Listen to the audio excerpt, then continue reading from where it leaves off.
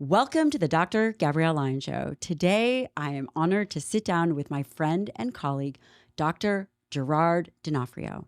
He was chief resident at Columbia and Cornell and did a fellowship in spine and sports at HSS, which is the Hospital for Special Surgery. He is a physical medicine and rehab doctor. And in this episode, are you ready for it? We talk about what you are missing if you only focus on muscle health, how tendons are the key to longevity, and the role of hormones in tendon health. We talk about this and so much more. As always, I produce this content for free. Please take a moment to share it, subscribe, rate it, like it. You know the drill. And if you are not part of our community, head to my website, drgabriellelyon.com, and join us. Because remember, we are forever strong together.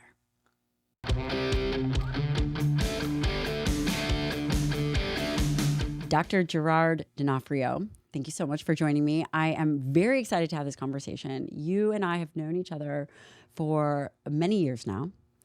You are extraordinary. You are a physiatrist. You're going to explain to the listener what that is. And I'd love for you to talk about a little bit about what you're doing and how you got here. Fantastic. So thanks for having me on. So physiatrist is a specialist of physical medicine and rehabilitation. So I did my residency in physical medicine and rehabilitation. And you can think about that as a combination of a few specialties. So it's a bit of neurology, a bit of orthopedics, a bit of internal medicine. We take care of patients along the entire spectrum of disability and ability. So throughout the course of my medical training, I've taken care of patients with stroke, hemiparesis and hemiplegia, spinal cord injury patients, worked a fair bit at the VA taking care of our veterans. And then I've also been on the sidelines of professional sports teams as an assistant team physician for the Nets organization and the Red Bulls organization. So I've seen human movement, disability, dysfunction, pain, these things. And a physiatrist is a non-operative specialist. So we go through a variety of non-operative ways to help patients with their pain, function, et cetera, and basically improve quality of life. It's amazing because it actually takes human movement into medicine. Yes. Why? Why did you choose this specialty? And by the way, you're a very fit guy, but it's an unusual specialty, I would say. Yeah. So I started to learn about the specialty right as I was thinking about going to med school. And prior to medical school, was a personal trainer. And so what I used to do is during the summers of college, I studied up for my personal training certifications. I used to be a personal trainer, and I loved every second of it. You get so much experience watching how people move, and you get to see what it looks like when somebody has a dysfunctional movement pattern, when they're being loaded correctly, and you really see what happens when you load a system. And that's what this all comes down to. So we're loading somebody's biomechanics. Either those biomechanics are functional and they're going to improve, they're going to put on muscle, they're going to gain speed, they're going to gain functionality, or you're going to have dysfunction that leads to pain and disability, whether it be something like back pain or tendinopathies, which we'll speak more about. But as a personal trainer, I wanted to go into a field where exercise was a really important component. So we pride ourselves as physiatrists as having very close relationships with physical therapists and writing detailed physical therapy prescriptions.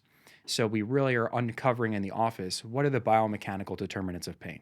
So let's take, for instance, your shoulder hurts, but your shoulder might be more the end product of dysfunctional movement at your shoulder blade. So uncovering with a good physical exam and using things like x-rays, MRIs, CAT scans, on-the-spot ultrasound, and of course taking a very thorough history, you could put together what is really the dysfunctional biomechanical diagnosis, and then at the tissue level, what's occurring. So my residency training in physical medicine and rehabilitation preceded my sports medicine training, and all of this has led to me having a great appreciation for the musculoskeletal system, how it works.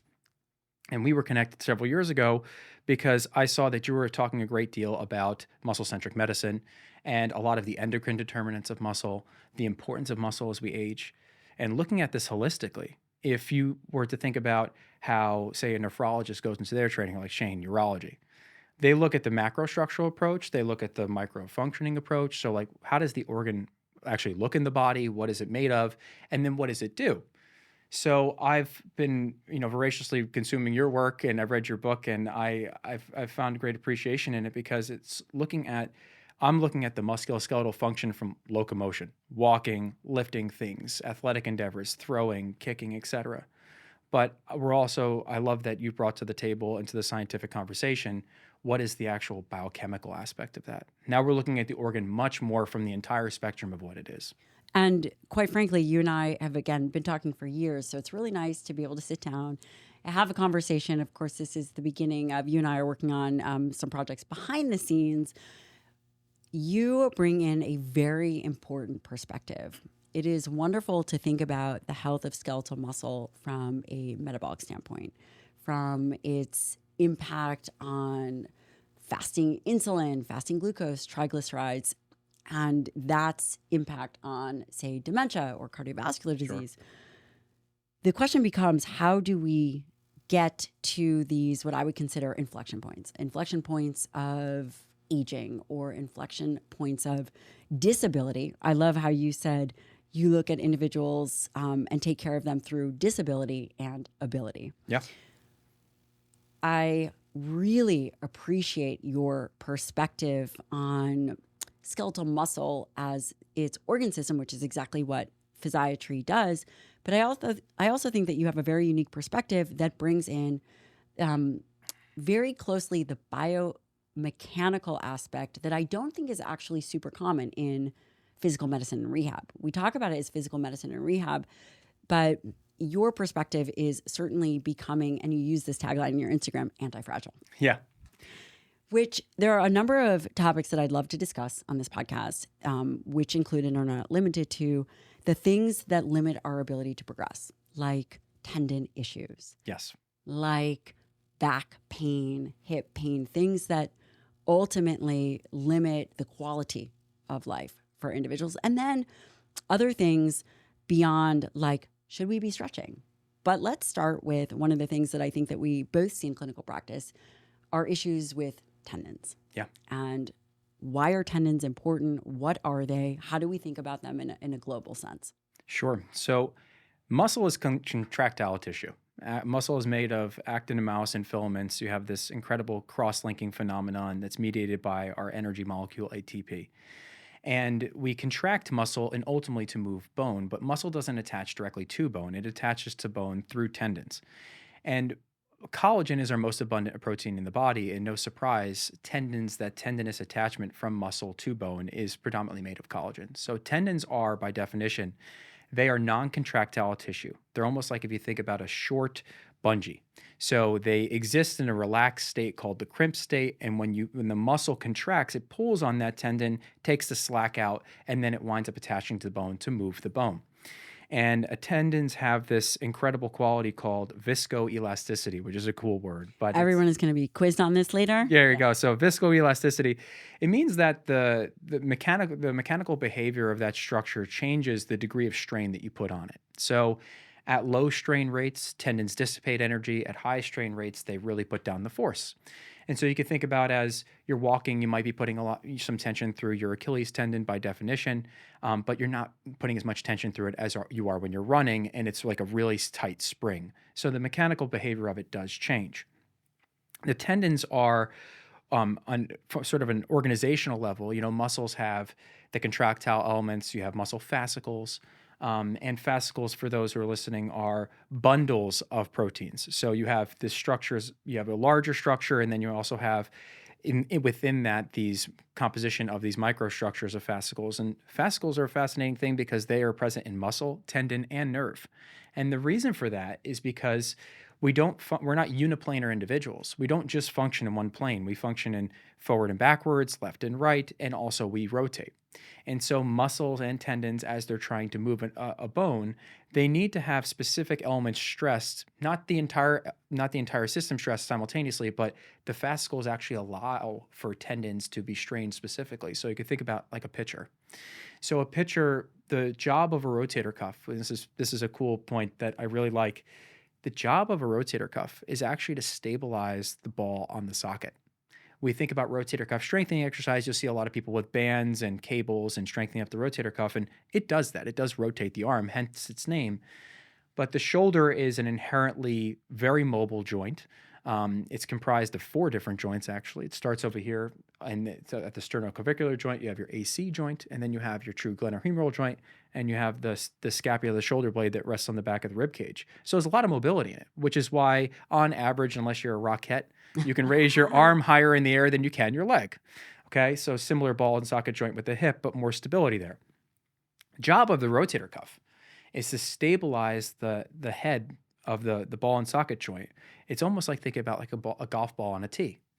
So as you raise your arm into a pitching motion, all of your rotator cuff muscles are active, but different fascicles are actually more stressed during different phases of that.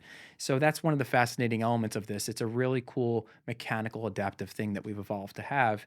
And we have it in all of those mobile structures of the musculoskeletal system. We have it in muscle, we have it in tendon, and we also have it in nerves to allow us to be more athletic in multiplanar motion. So it's very cool. And collagen itself is most of tendon dry weight is type 1 collagen. And then you have lesser components of type 3, type 11. You have other types as well. And when a tendon starts to become diseased or overloaded, that can change. It's actually part of the process of developing tendinopathy.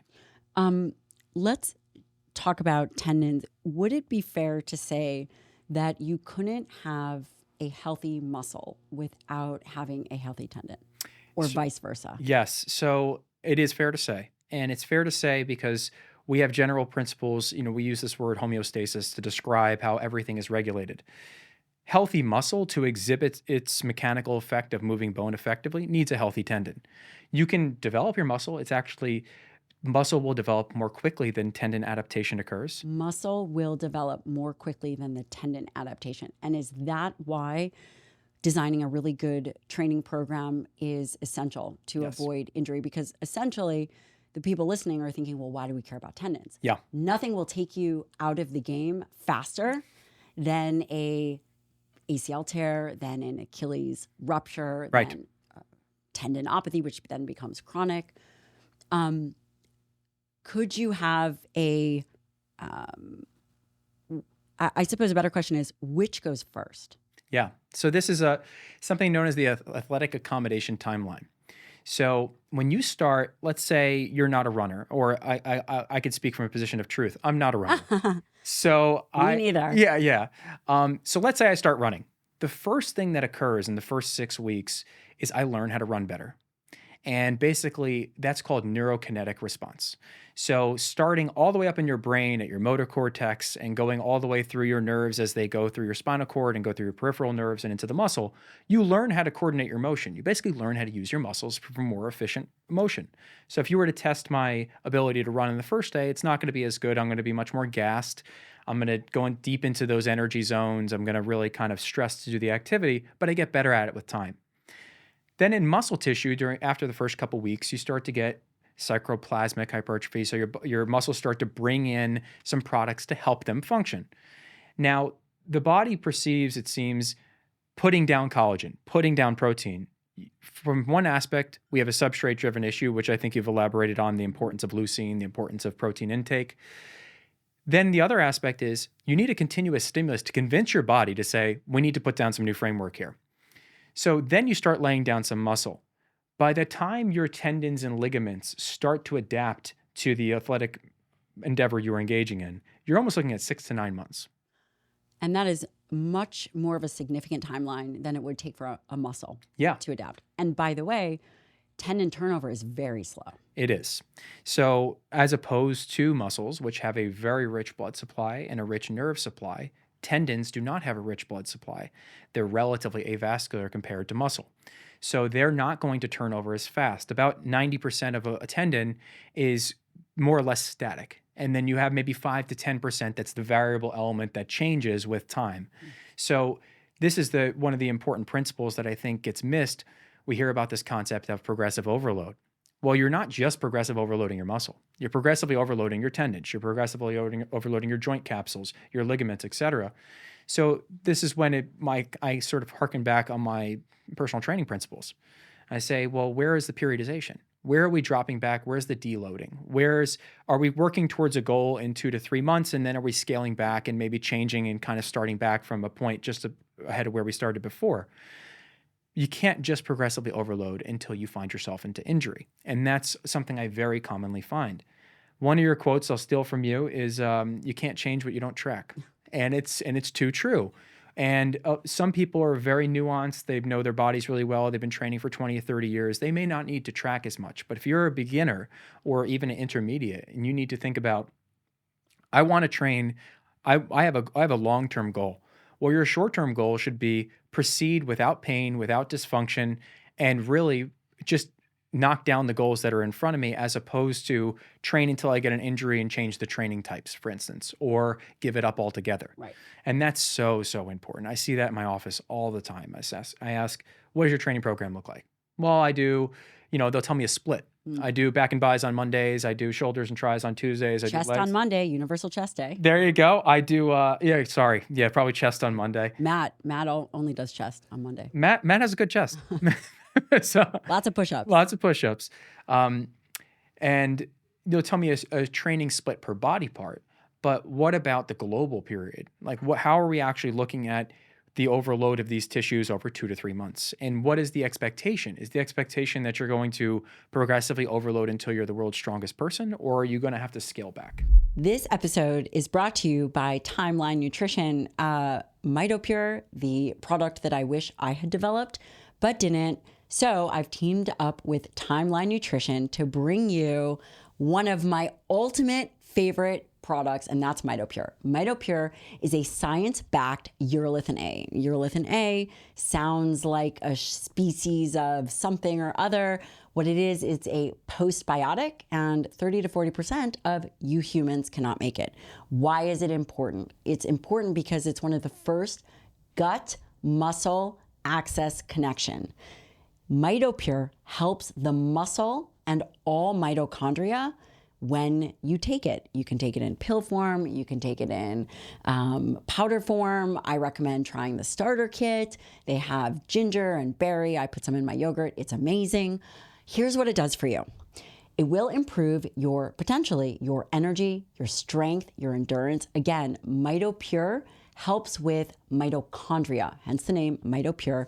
It helps with the regeneration and cleaning out old mitochondria. And if you remember anything about, 5th grade science, mitochondria, they are the powerhouse of the cell. So you have to have good mitochondria to have good energy. And one of the hallmarks of aging is a decline in this mitochondria.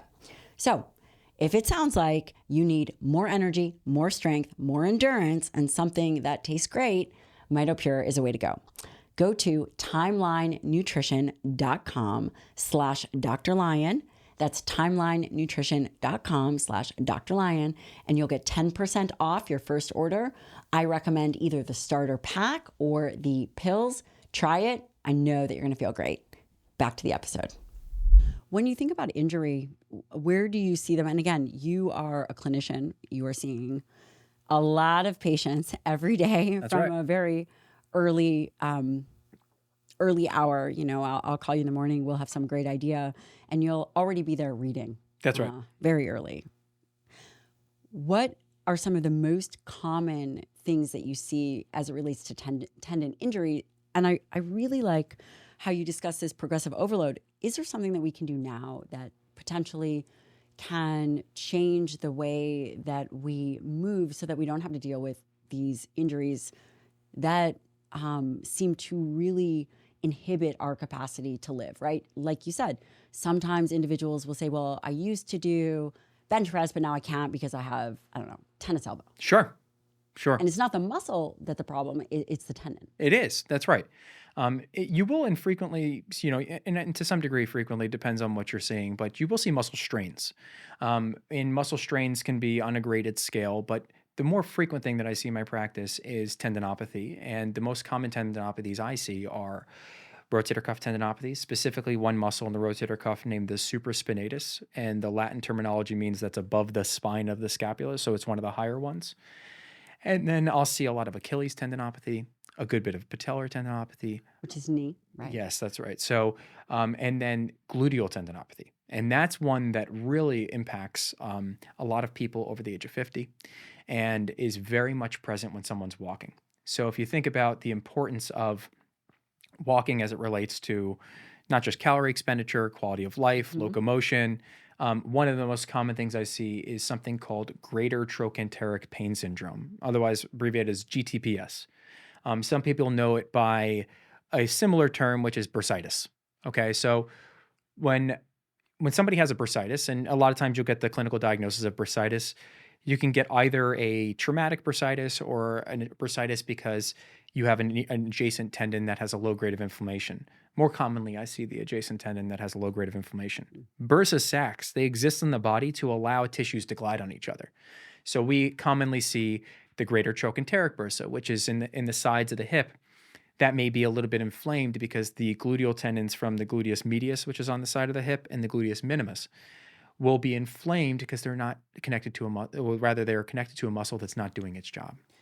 And are there movements that we should all be able to do, or is this an impairment in our ability to be able to move appropriately? Yeah.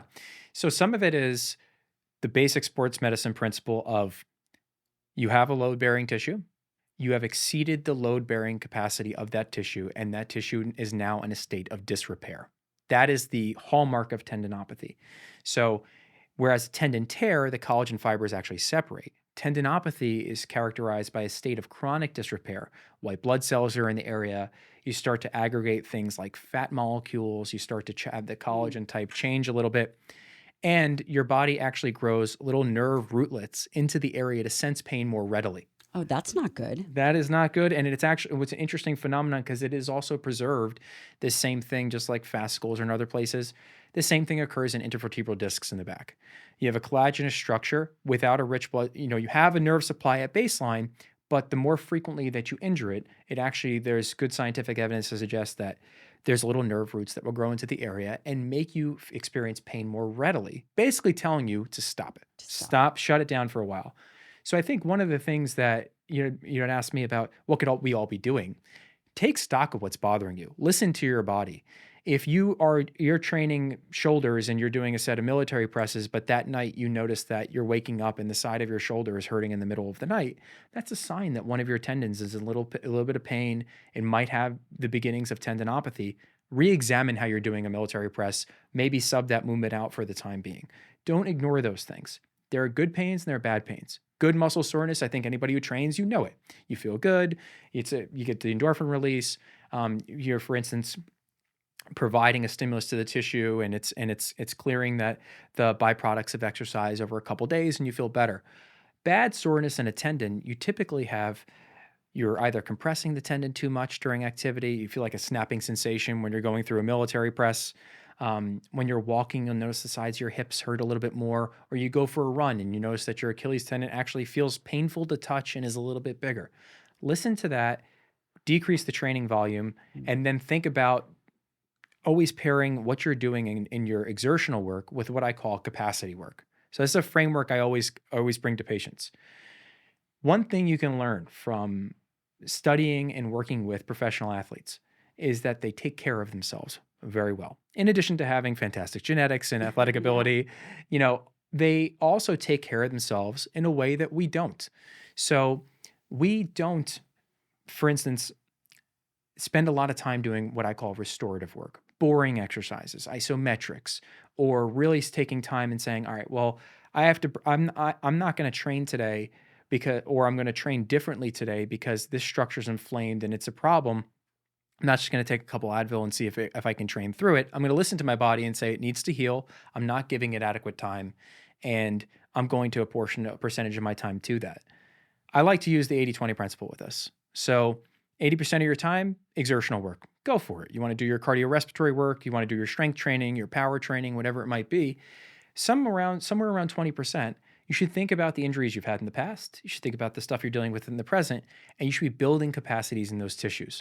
If you have to work with a physical therapist to learn how to do that appropriately, that's fine. Mm.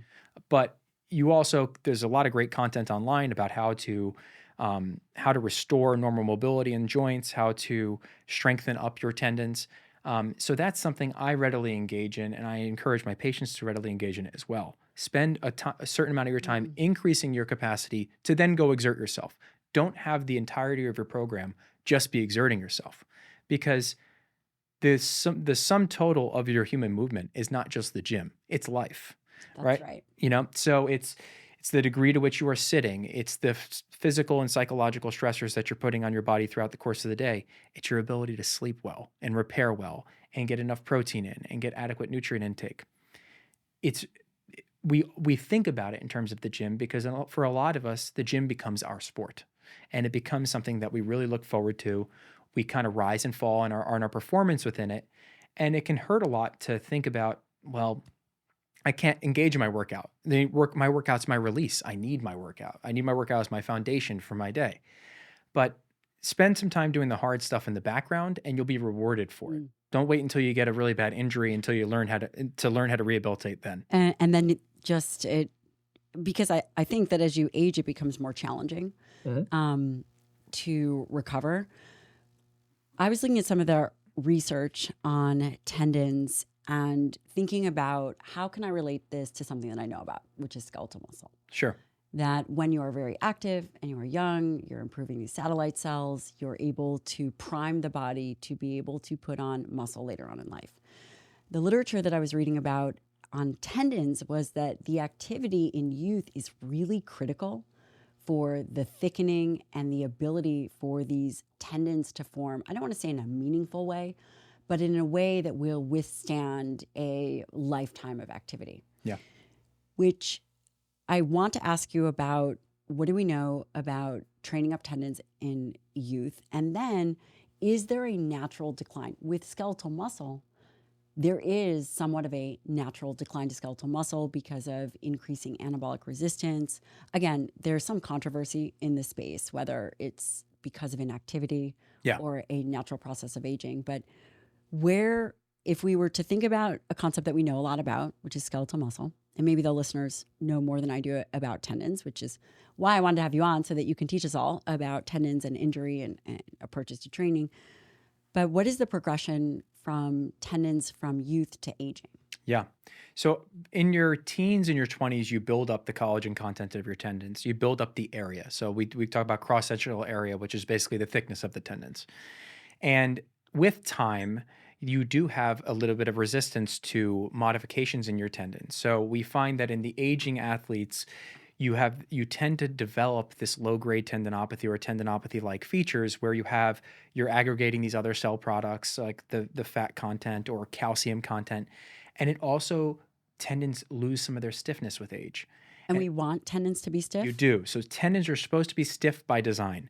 You want a good spring to be mechanically efficient. You want a good spring to be mechanically efficient. Think about running, bounding, hopping, etc. You want your muscle contraction to be highly efficient and go towards bone. There's this really interesting principle called Young's modulus. And Young's modulus is basically a calculation based upon the stress-strain curve of a tendon. So your Young's modulus should increase with training, which basically is the efficiency of the tendon to do work and some resistance to injury. Every tendon, in theory, could be injured at its maximum, just like a muscle could be. You go try to pick up a car, your bicep might tear. No, I could totally do it. There you go. There's some days I think I can do it too. But the tendon does appear to have a decrease in that Young's modulus, a decrease in the ability of its mechanical efficiency as we age. You also will see some degree of decreased cross-sectional area of tendons, and you'll also notice some decreased collagen content as we age. But these are all modifiable, but to the same extent as muscle, less modifiable. So building up good tendon tissue does not mean you want the largest tendon. You want the mechanically most structured tendon. And what this is important note. Larger doesn't always mean better because tendinopathies actually are characterized by larger tendons. They aggregate water, they aggregate these things called proteoglycans. So the tendon does get bigger. We want the same way some elite powerlifters aren't necessarily the most muscled individuals, but they're some of the strongest individuals. You have to think about, well, how are they the strongest individuals? They're the strongest individuals because they're mechanically very efficient. They know how to move. Neurokinetically, they know how to position their bodies. They do have muscle strength, but they don't necessarily have the largest muscles. A bodybuilder will have larger muscles on average than a powerlifter.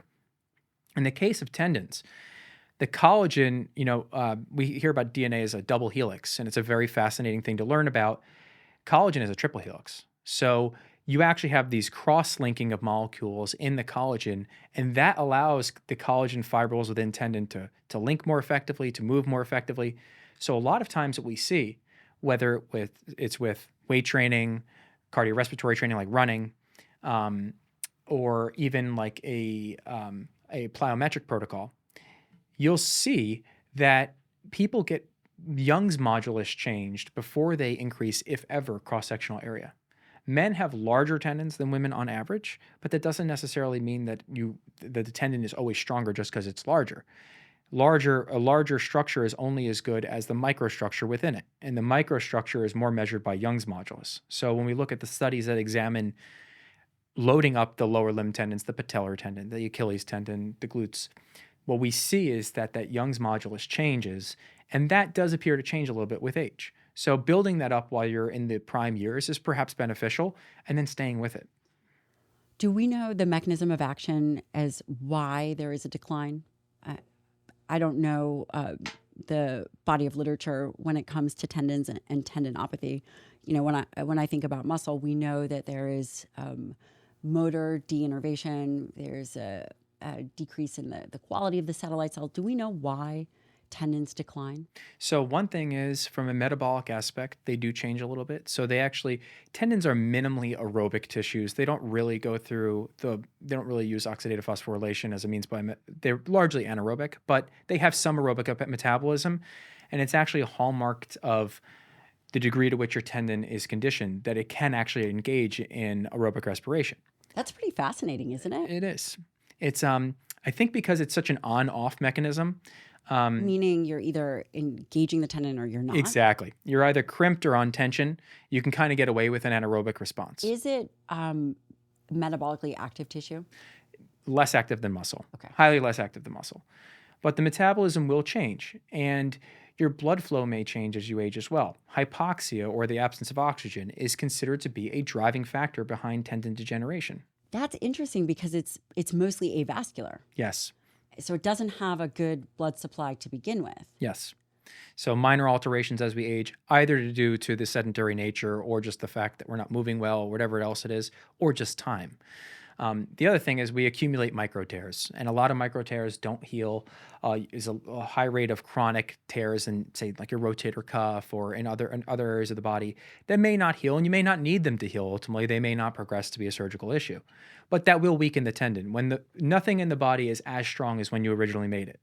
So if you have a collagenous structure, it's relatively avascular, you're going to try to put down a scar tissue within it, it's almost never going to be as strong as when you first started it. The other tendon fibrils may take that load. They may be able to do 99% of what they did before, but it's tough to say that the magnitude effect of the tendon at its best will ever be the same.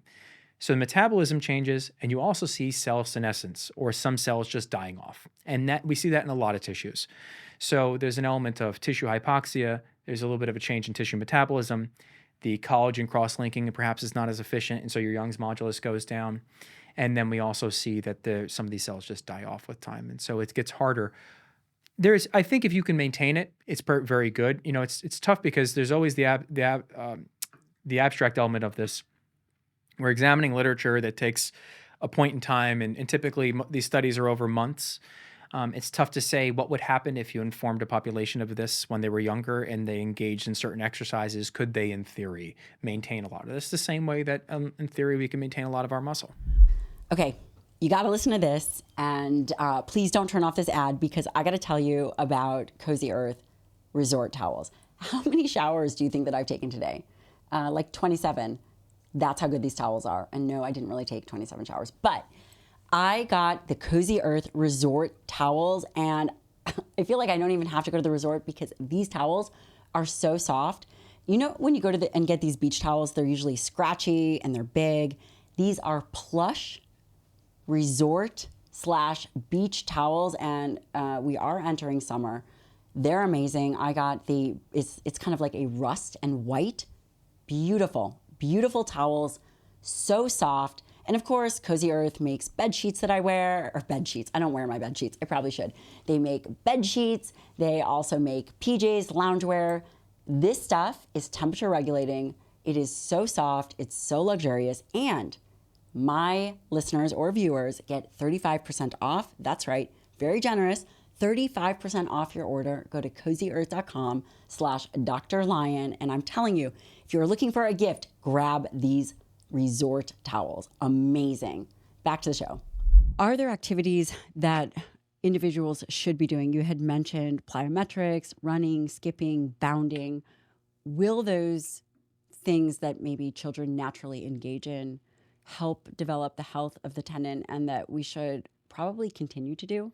Whether it's, should we continue to sprint? Should we make sure that we have bounding in our program? Yeah, I think everybody should be training type 2 muscle fibers, and so you need to be getting some degree of explosive work.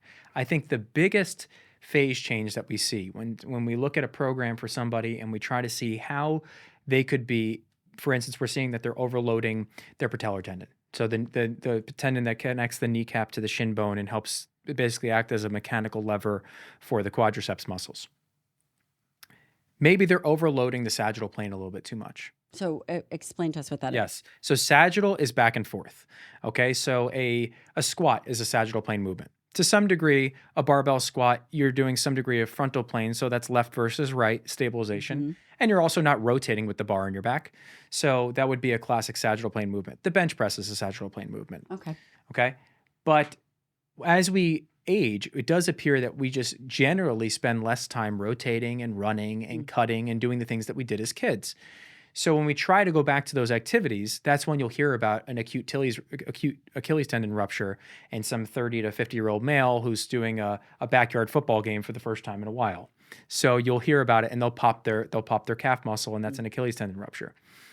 So I like to look at globally in a program, how much time are you spending in the three planes? Are you rotating? Are you rotating under load? Are you stabilizing? A good example of a stabilization exercise in the frontal plane would be like a suitcase carry. I'm just going to carry a kettlebell at my side. I'm going to go forwards and backwards, and I'm going to make sure that my body doesn't lean either way.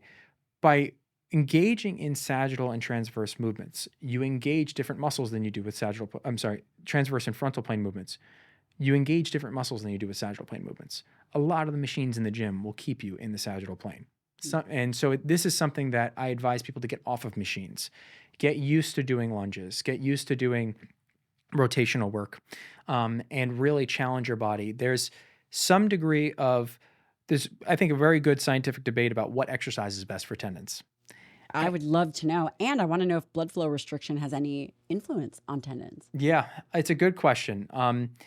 With regards to the types of exercise, we look at predominantly from the prevention aspect and from the treatment aspect.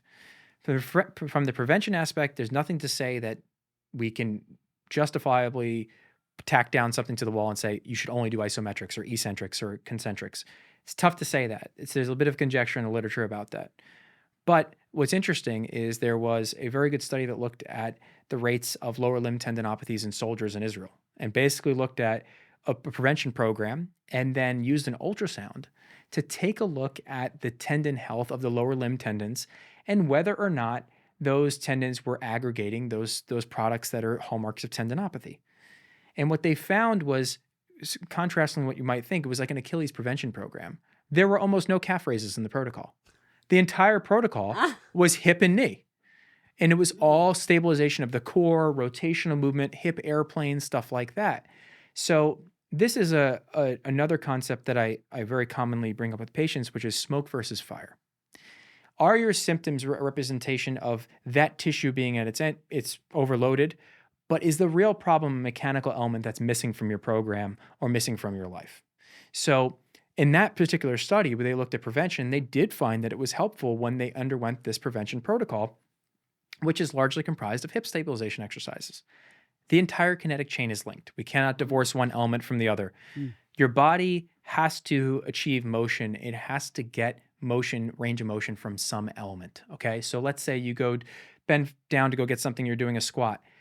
There's so many moving parts within that, from your ankle to your knee to the intrinsic muscles of the foot and the bones in the foot to your hips, to your low back and to your thorax, etc. So you're going to get mobility from somewhere. So is the answer to the question, how can we actually prevent some of these things from happening? It's, can we identify your mechanical weak points ahead of time?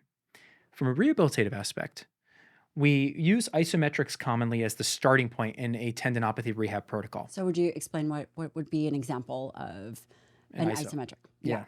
An isometric exercise is one where you're contracting a muscle, but you're not moving the limb. So if I were to be rehabbing a biceps, it would be just holding a dumbbell at my side, right? A concentric would be bringing the dumbbell up to my shoulder. An eccentric portion is when we're actively mitigating the lengthening of the muscle, and those tend to be the hardest, right? So that's when we're lowering down a weight slowly. So there's a scientist by the name of Alfredson who came up with something called the Alfredson protocol. And since then, we've been really focusing on eccentrics as the sort of the go-to. That's how we're trying to get by week 6 of a PT protocol for somebody's Achilles. And we've broadly adopted that for other tendons as well. And a good comparative study came out a couple years ago that looked at heavy, slow resistance training versus eccentric training specifically, and found that heavy, slow resistance training was non-inferior to eccentric based training. So basically, the time under tension with deliberate motion meant to restore the capacity in the tendon is as beneficial as doing, heel drops off of a stair for instance, for Achilles tendinopathy. For blood flow restriction, I can't say specifically whether or not it's beneficial. The thought of hyperemia. So hyperemia is the process of getting more blood into a tissue. And we do use therapeutic ultrasound to heat up tendons. And we use shockwave to heat up to basically break up microstructures in a tendon to treat it. When we put PRP, we're putting blood products in an area, right? So the thought of getting blood into this relatively avascular structure is one that makes a lot of sense. How effective is that? Which one specifically? Any All of them. modality that utilizes, because the structure is a largely avascular structure. So now you're introducing something that potentially it's not exposed to routinely or with the amount of whatever you're going to use. Yeah. PRP or however you're going to use any of these modalities. How effective in treating a tendinopathy is it? And tendinopathy would be something that would cause pain over time and limit the capacity. From a very practical aspect, the reason we are really focused on tendinopathy is because those seem to injure before a muscular injury happens. That's right. It's the common denominator that limits the quality of life. I think it's a huge limiting factor in training programs and progression. And I think it's one of the first things we see when somebody starts weight training and we start to see these things arise. So we'll go through a couple treatments. Amazing. All right. So we have this relatively avascular structure. It's in a state of disrepair. Let's think about what that means. So the actual structural components are not as strong as they were. And you could think about this like you have a house that is not perhaps built as well as it could be. You have a leak, whatever else it might be. Well, first thing we're going to do is we're going to bring in a GC. And so that's your general contractor. I was like, what's a GC? Oh, yeah. Yeah. So you have tenocytes. So same thing in muscle. You have your myocytes and you also have your osteocytes in bone. You have these cells that basically look at the tendon homeostasis and they help direct traffic. And tenocyte is a standard, it's called a modified fibroblast cell. So it helps to lay down collagen and also helps to direct traffic. The tenocytes will sense that something's wrong and they'll bring in other cellular products. One of which is that you will start to grow little blood vessels in the area. So part of tendinopathy is actually when we put color power Doppler on ultrasound and we look at a tendon, we'll see stuff light up. That was previously, that is a good telltale, one side versus the other. Do you have hyperemia in a tissue? That's already a sign that things are going the wrong direction. Well, now we say, well, now you've aggregated this scar tissue. You've aggregated these other things that are there that are not that helpful. Well, we might have to bring in an excavator. And the excavator we have a couple different treatments for excavation. One of our treatments is called PNT, so percutaneous needle tenotomy, which is when under an ultrasound we'll actually pass a needle through the tendon several times. Is that where dry needling came from? It's very similar to dry needling. Or this came first and then dry needling was adopted? Yes. So dry needling, depending on your discipline, dry needling is something that could be performed by a physical therapist. For myself, I do these under ultrasound and visualize the portion of the tendon that's tendinopathic. Which I just want to highlight that takes a ton of skill. Ultrasounds are not easy to use. And quite frankly, I believe that that's how it should be done because then you actually can see where the injury is, what tissue you're putting it in. You're not doing it blinded. You are being able to visualize. It's important to visualize. It's also going to tell you whether or not there's a tear there. You don't want to needle a tear, right? So a tear is a different concept. A tear is a separation. So we don't want to excavate her in that area. It's not helpful. So the thought of passing a needle through a tendon several times will actually help take this state of chronic disrepair and convert it to the acute inflammatory phase again, and basically help to cycle out some of that stuff. So that can be done through PNT. It could also be done through something called a 10X procedure, which helps to remove scar tissue, remove calcium that's built up in tendons. The advent of PRP and why PRP is so interesting. So PRP is a distillation of blood products. So we spin down your peripheral blood. It's still majority red blood cells, but PRP means platelet-rich plasma. And there are two subtypes of platelet-rich plasma, the exact concentrations of which do differ in the literature base slightly depending on the study you're looking at. So you have leukocyte-rich, so white blood cell-rich platelet-rich plasma, and leukocyte-poor platelet-rich plasma. If I were treating a joint, I would use leukocyte-poor. I don't need white blood cells in a joint necessarily. But when I have this chronic state of disrepair, I need a whole construction crew. I need my white blood cells. So I'll use leukocyte-rich preparations.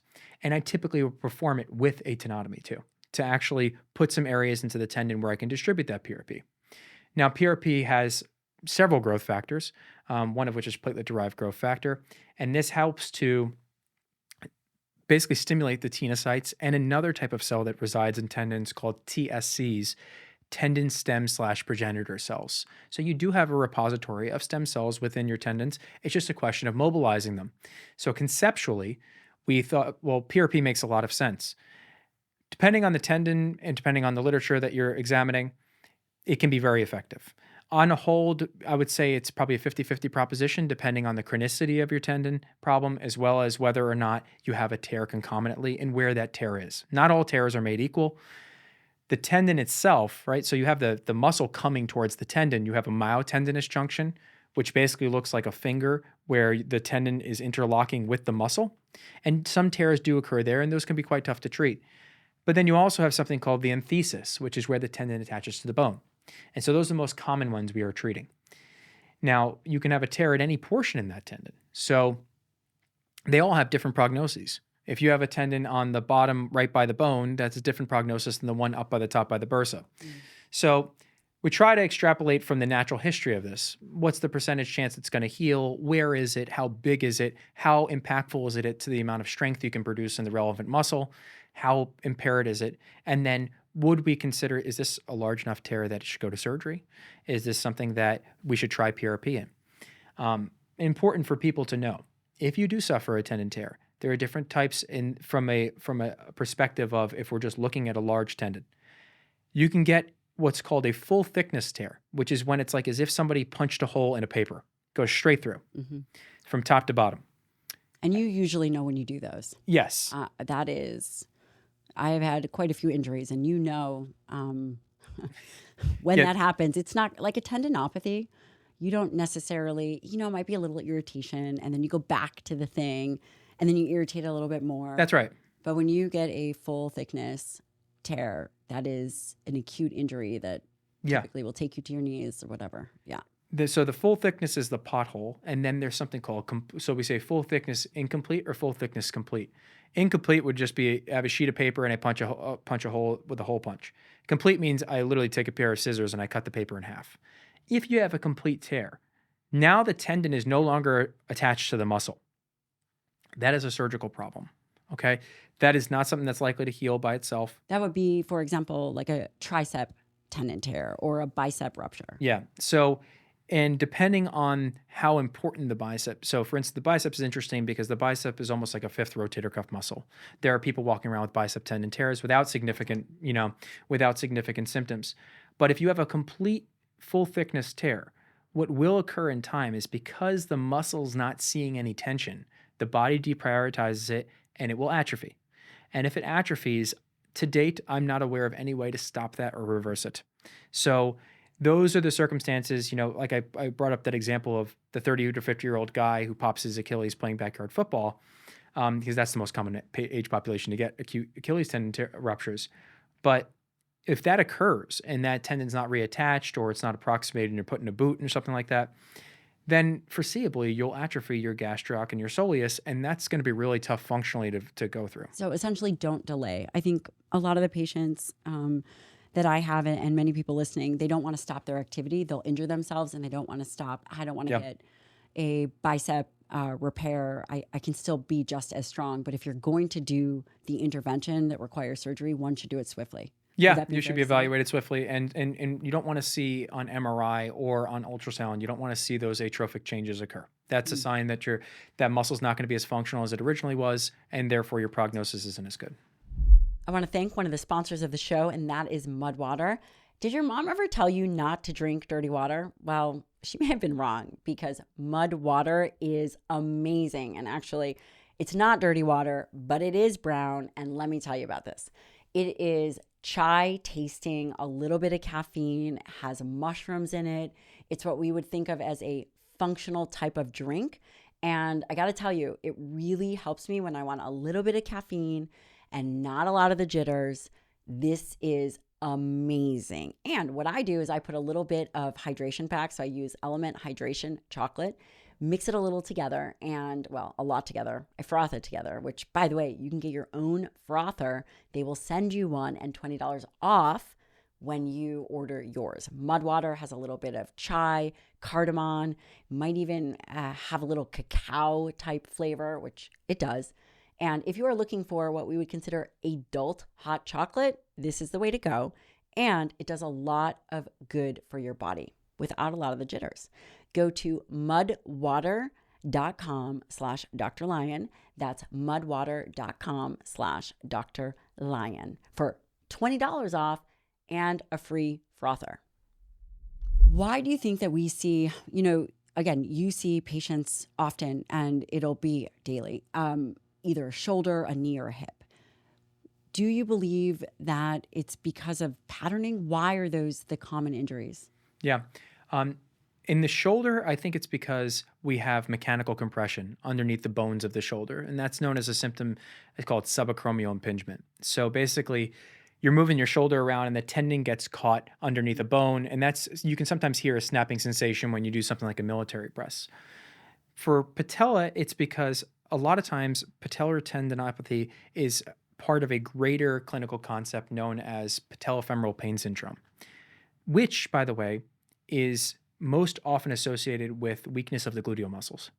So the knee is overloaded trying to do too much work, and the glutes are not adequately supporting the knee and the hip. So the posterior chain is actually affecting the anterior chain. Yes, and posterolateral specifically. Huh. So hallmark of patellar tendinopathy, patellofemoral pain syndrome, we commonly will look at strengthening up the gluteus medii on the side of the hip. And then the whole goal there is, can you get back to walking and running with stabilization at the hips so that there's not so much pain at the knee? Once again, smoke versus fire. Your knee hurts, you do have a tendinopathy, but mechanically speaking, there's an insufficiency of some muscles that are higher up in the kinetic chain. It just seems really challenging as we think about long-term projection of people's lives to figure out that, I have a weak glute med and you have, I don't know, just pick a different muscle. Sure. Are there things that individuals should all be doing? Should we, we wake up, we brush our teeth, we brush our hair. Should we be getting up and doing glute activation? I don't know, I's, T's, and Y's for our shoulder. Are there things that we could embark upon now to very specifically prevent a mechanical injury from a tendon that we don't even know that we have? It's a great question. And in trying to distill what makes a lot of sense, I will give home exercise programs to patients almost to that exact effect. They come in with a back injury, but I say, well, now's an awful time good to start rehabilitating and prehabbing your hips. So is prehab a real thing? Yeah, prehab is absolutely a real thing. It's tough because prevention is difficult to study. So it's more... That's a really good point. It's very, very difficult to study. So I'm recommending this because conceptually it makes sense, not because I have a study to point to that doing, side-lying hip abduction exercises helps stave off the onset of something. So what I see for the shoulder, a lot of times the mechanical dysfunction is at the shoulder blade and how it's moving. Either it's elevating too much, it's not appropriately what's called protracting. And a really good test to see how your shoulder blade's working is to do a push-up with a plus. So at the top of your push-up, you push out the ground a little bit more. If you're trying to achieve that motion by rounding your thoracic spine, you can't appropriately actually work through the back part of your rib cage and your shoulder blade to get that to work well. So push up with a push that I like. For the hips, a single leg stance squat. So Would that be a pistol squat? so actually I prefer this like skater variety. Okay. So your I know exactly what trail you're talking leg is behind you. So I like to see single leg stability, and single leg stability is a great determinant of how you are actually going to progress through your gait cycle. So a lot of people, this is a really good thing, and I'll show off my PM&R residency here. So And is this standard? So do all physical medicine and rehab physicians need to learn biomechanics? yeah, it's a huge element of our So training. it is a part of your training. And I'll tell you why, because unless you understand normal biomechanics through the gait cycle, you can't rehabilitate somebody with a stroke. Once they're hemiparetic, once they have a foot drop, it's really tough. So you have to know the normal mechanical determinants of gait to understand the dysfunctional elements of it. So I like to see how, with regards to the gait cycle, 60% of your time is in stance phase, 40% of your time is in swing phase. There's a 20% portion that's called double support, where both legs are simultaneously on the ground. So your glute med is actually active to stabilize your pelvis. So if you see somebody with a lot of hip movement while they're walking, you don't want to have 100% stiffness, but you want to have stability. If you have a lot of hip movement when you're walking, it's oftentimes an indicator, well, it's not as stable as it could be. There's not enough muscular tension to support the core. The center of mass in the body is in the pelvis. So I always encourage young athletes, I'm like, if you have to focus on a couple things, it would be very stable through your pelvis. You can't shoot a cannon from a canoe. Okay, so you need stability in the pelvis to put force down through the legs. All athletes, regardless of what you do, are made in the legs. So all athletes are made in the legs. Yes, and I believe that very strongly. Great pitchers have a good set of legs. They know how to really drive off. Even look at Mike Tyson, right? One of the greatest knockout artists that has ever existed in the heavyweight division. He had monstrous legs, right? It was a huge element why he was able to compete with people 6 inches taller than him. So I believe it's a good, stable core that can rotate under load, good, strong glutes, and knowing how to keep your spine stable is really important. So good neutral spine throughout the range of motion. And then when you're walking, yeah, you're going to you do swing the thoracic spine in rotation a little bit while you're swinging your arms, but you want your body to be stable. You want to be able to walk slow, and you want to be able to sprint fast. And if you could do both of those, you kind of check in with yourself. If you can't walk slowly without feeling like you're off balance, something's a little bit off. Do you think that everybody should continue to sprint or never lose that ability? I would love for everybody to sprint. I think sprinting's fantastic. It's also a great check-in to see where you're at. But if you are doing it, you need to be very careful with load management, because if you haven't done it in a while and you go back to it, it could be a major risk factor for Achilles tendons. And to be clear, well, actually, I avulsed my hamstring doing a long stride sprint.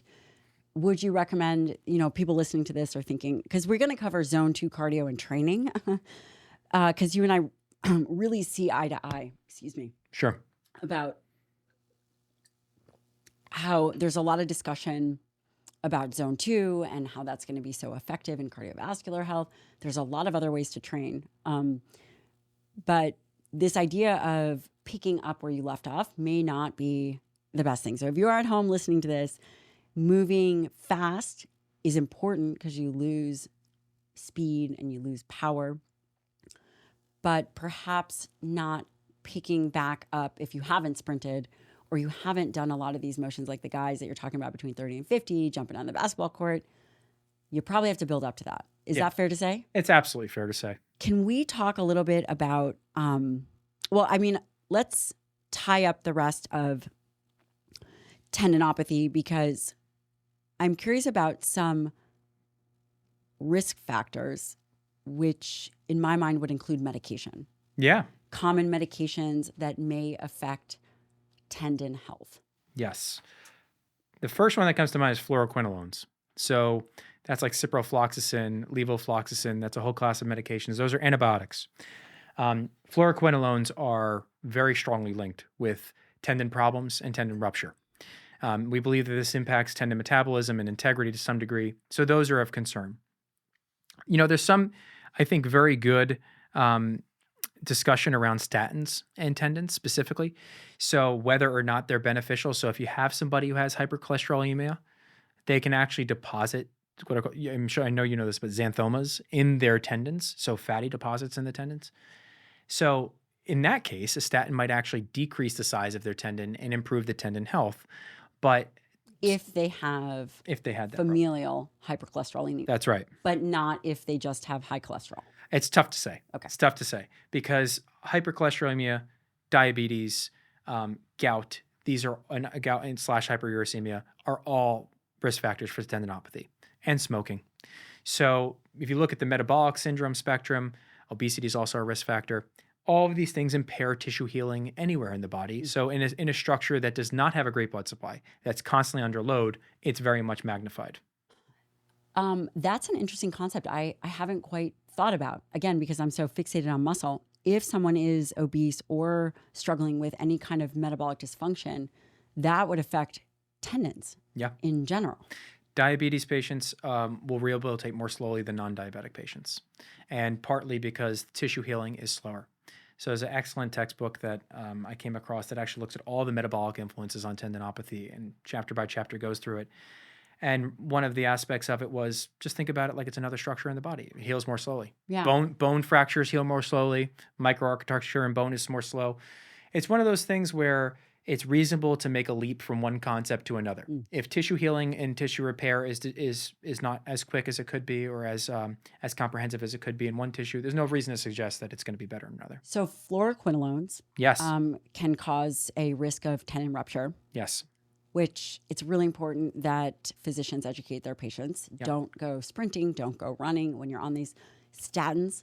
Statins may have a positive effect depending on the person. Yes. Anything else that is known to affect tendons? Corticosteroids. So corticosteroids, I had a great attending while I was in residency. He said, if you just draw a body diagram, you can find a place that corticosteroids impact every part of it. And it's the truth. You can get hair loss. They can get, your skin changes color and texture. And no surprise, it does impair tissue healing. Now, the question becomes a very good question because it is part of my practice to provide corticosteroids. And also, it's important to point out, it's standard of care. It is. And so the question becomes, why are we doing what we're doing? And so in the circumstances of somebody has a tendinopathy and they're getting a corticosteroid injection, that injection should be guided. It should be into the adjacent bursa. You don't want to put corticosteroid into a tendon. That's not going to help anybody. But if you're putting in the adjacent bursa, there's theory that perhaps you're going to anesthetize and kind of decrease the pain signals coming from those little nerve inlets that have actually grown into the tendon themselves. And if I get you some short-term pain relief for 3 months, which is on average what we counsel people for corticosteroids, if I get you some short-term pain relief and you can do the PT and your mechanics are improved, are you in a better landing spot than if I didn't do it? And that's a conversation I have with everybody around a corticosteroid. Now, oral corticosteroids are prescribed for a variety of conditions, rheumatologic conditions. And we're talking about a prednisone, a Meteral dose pack. That's exactly right. I even use them to some extent when we're treating low back pain patients who have a really bad low back pain bout and they have a flare and we can't get them in for like an injection or epidural. And we can't get them through PT because they're in such a bad spot, we'll use a Meteral dose pack. Now, Meteral itself is going to be absorbed by the body. Your body does not know exactly where to disperse this medication. It's going to be absorbed. It's going to impact hormone production. It's going to suppress natural production of things like testosterone and sex hormones. It's going to feed back on the pituitary and the hypothalamus and the whole chain and the adrenals. But at the tendon level, it can actually impact your ability to repair. And so if you're susceptible and you have a predating injury and you go through a Meteral dose pack and you go exert yourself, there is a potential that you could injure yourself. Now, once again, risk-benefit ratio in everything we do. I've used this phrase with you once before, and I'll use it again. There is no free lunch in biology. And it's too true. It's too true. So everything we do has side effects. Everything we do has a potential downside. Everything needs to be weighed for the person in front of you. So in the risk-benefit analysis that you're saying somebody has a tendinopathy, it's been recalcitrant to PT, you've tried to do some stuff, they have nighttime pain. Well, now the nighttime pain is impacting the rest of their body because they can't sleep well. Is pain worse at night? Depending on the tissue. So let's say, if you have a shoulder bursitis as a consequence of a tendon problem in your shoulder, nighttime pain is a hallmark of it. So, and is it because cortisol is lower? Why does that happen? Mechanical compression. So When you Okay. stop moving tissues that are relatively inflamed, they will touch other structures around them and sensitize them. And then specifically, if you're like a stomach sleeper and you put your arm up to the side around your pillow, you might feel like your delt wakes up really sore. And that's because you're compressing a tendon. Tendons like load, they don't like compression. Tendons like load, they don't like compression. That's right. So same thing. We're learning a lot of really good one-liners over here. Really, really great. There's a same thing. Somebody has a gluteal tendinopathy on the side of their hip. Lying on that side will be very painful at nighttime. Extended compression on a tissue that's irritated, you're going to know about it. Somebody has an Achilles tendon problem, shoe fit's not correct, or they tried, say, they were in the first time in cleats for a while that they weren't in cleats before, you might inflame that area. Any other medications that can be harmful? There's perhaps more as well. But these are the big ones. Those are the big ones. I think more about in some circumstances, some of the hormone replacement that's helpful. I was going to ask you on the flip side of this, are there potentially oral agents or injectable agents that could be beneficial for tendon health? Broadly speaking, from a nutrition aspect or like a nutraceutical aspect, what we can take, hydrolyzed collagen has been proven to be a little bit helpful in studies. Leucine, no surprise there, has been, I'm sure leucine's been on this podcast before. Nope, never heard of it. Yeah, right. So leucine is actually a component of a proteoglycan around tendons called decorin, and it can help lubricate tendons. It's also, once again, a concept that makes sense. If it's good for muscle, it's probably good for tendon. So in these Good for muscle, it's probably good for tendon. I love this because we have really left tendon out of the conversation. we're back to your neck of the woods and muscle. But the interesting thing is, we know that you need, to some degree, it's a substrate-driven issue. You do need adequate protein intake. It is a collagenous structure. Whether you absolutely need collagen, because your collagen is going to be broken down in your stomach and brought back, is I think a better question to ask.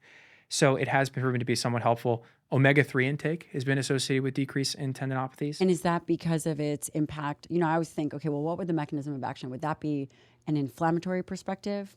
I think it's the low-grade anti-inflammatory aspect of the resolving pathway. Yep. So I think that's it. Now, and for that reason, it's important to point out a hallmark of tendinopathy is expression of prostaglandin E2. And so for people who don't know, E2 is something that is present in acute inflammatory processes. It's why a lot of anti-inflammatory medications work. So omegas act on the same aspect without a lot of the potential downsides.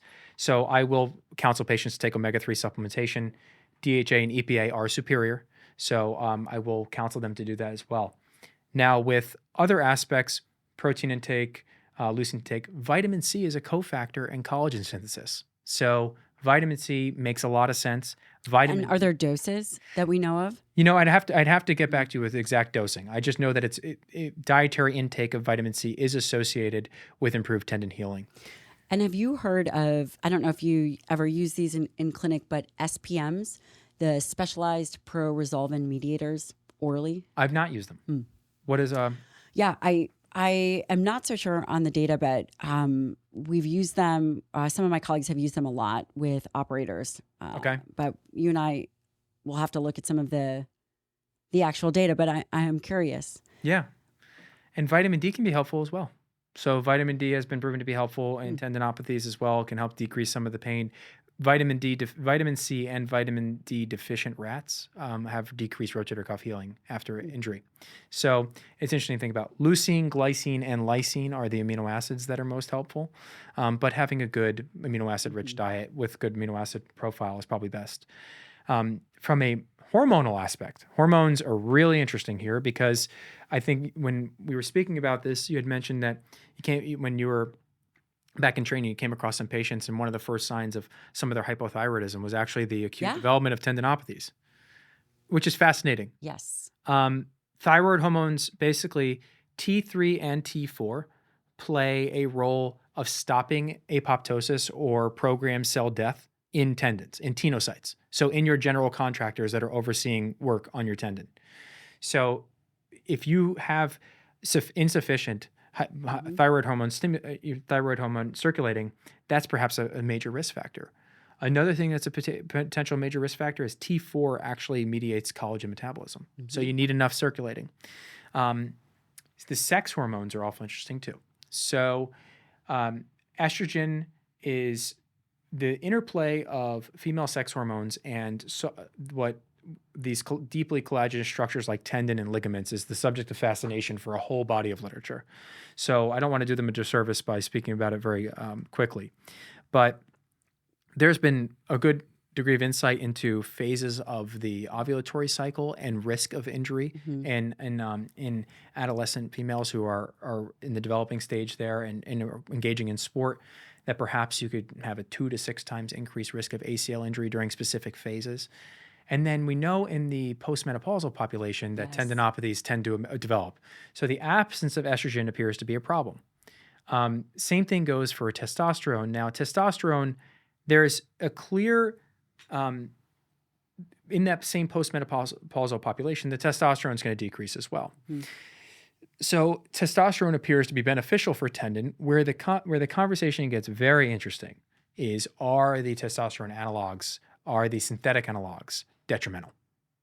And That's a really good question. So basically what he's saying is the use of certain anabolic steroids going to injure tendons. I think it's a really good question. And the answer is they appear to be, clearly due to the use of them, the skeletal muscle is enormously sensitive to them.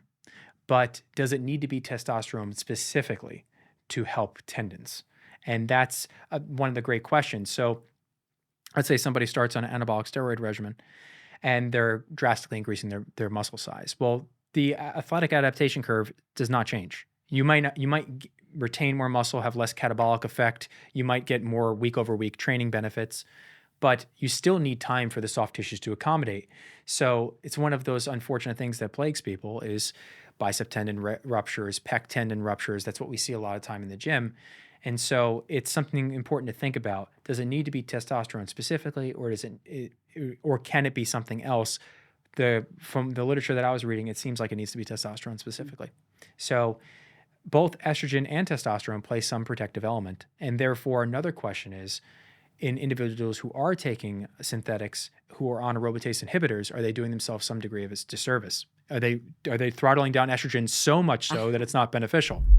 Have you done your blood work? If you haven't, I have a solution for you, and that is one of the sponsors of the show, Inside Tracker. Why is blood work so important? Well, I use Inside Tracker. My friends use Inside Tracker. Also, my parents use Inside Tracker. Inside Tracker makes getting blood work very easy and user-friendly. They have an amazing interface. You can check it out on your phone. You can check it out on the desktop, which, hopefully you're using a small one. Inside Tracker allows you to look at really important biomarkers like hormones, iron, thyroid, insulin. The list goes on. ApoB. It never stops. And by the way, if you are a professional and you have clients, Inside Tracker also has a pro platform.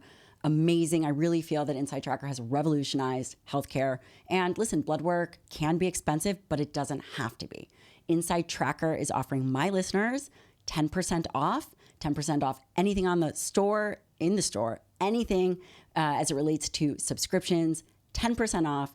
Go to insidetracker.com, like inside tracking your body. Use the code Dr. Lyon, and do not wait. If you are due for your blood work, give this a shot. It's extremely valuable. Back to the show. You bring up a really good point, and what he's talking about is medications, aromatase inhibitors that would decrease estradiol or overall estrogens. And we know that estrogen is important for both men and women. Yes. I can say clinically, I like to see my men, it's interesting for women, there's a lot of ebb and flow. Obviously, we don't want their estrogen suppressed. But for men, I am happy with an estrogen level between 30 and 50. Individuals you will see sometimes are on something like Arimidex, and they will suppress their estrogen and they'll feel terrible. Yeah. They'll feel terrible. Perhaps they'll get injured. In menopause, I've seen some body of literature talking about frozen shoulder. Yes. And I'm curious as to why frozen shoulder and menopause. Wouldn't that be, whether it's shoulder, whether it's a knee, patella tendon issue, or hip, why shoulder? Yeah. It's adhesive capsulitis. There are rare clinical accounts of it occurring in other joints, but that's the clinical term for frozen shoulders, adhesive capsulitis, which appears to be an acute thickening and contracture of the joint capsule. So when we think about a joint, You have two bones articulating with cartilage, and so you have a cartilage interface that allows that. You typically have a pressurized area of joint fluid. That joint fluid periodically gets turned over by the body. And you have a capsule, which is made of collagen and basically envelops the entire joint to provide stability. This is what, if you ever like carved a turkey and you take out the hip and you hear the suction break, you're breaking the suction seal that's within the joint. So adhesive capsulitis is sort of most common in women between the ages of 40 and 60. It can occur in men as well. And the hallmark is this very rapid onset of decreased range of motion of the shoulder, to the point where some individuals can't raise their arm above their head without necessarily a predating injury. Some predating injuries can predispose you to it. So let's say you have an acute rotator cuff tear. You stop moving your shoulder altogether just to protect yourself, and you're not undergoing the rehabilitative process. Perhaps that could actually predispose you to getting your shoulder frozen. It's also interesting because frozen shoulder is one of the few times in medicine that we can say corticosteroids are meaningfully disease modifying. So we use corticosteroids in sports and spine practices for pain relief. That's the main purpose. They're pain relief. But in the process of frozen shoulder, depending on which article you reference, I like to look at there was one article that described it in a way that I think is very easy to understand. Freezing, frozen, and thawing. Okay? So it makes a lot of sense. If you catch it in the freezing phase and you give it a corticosteroid injection in the joint, it actually decreases the duration of symptoms. Frozen shoulder untreated can lead to potentially years of symptoms in the shoulder.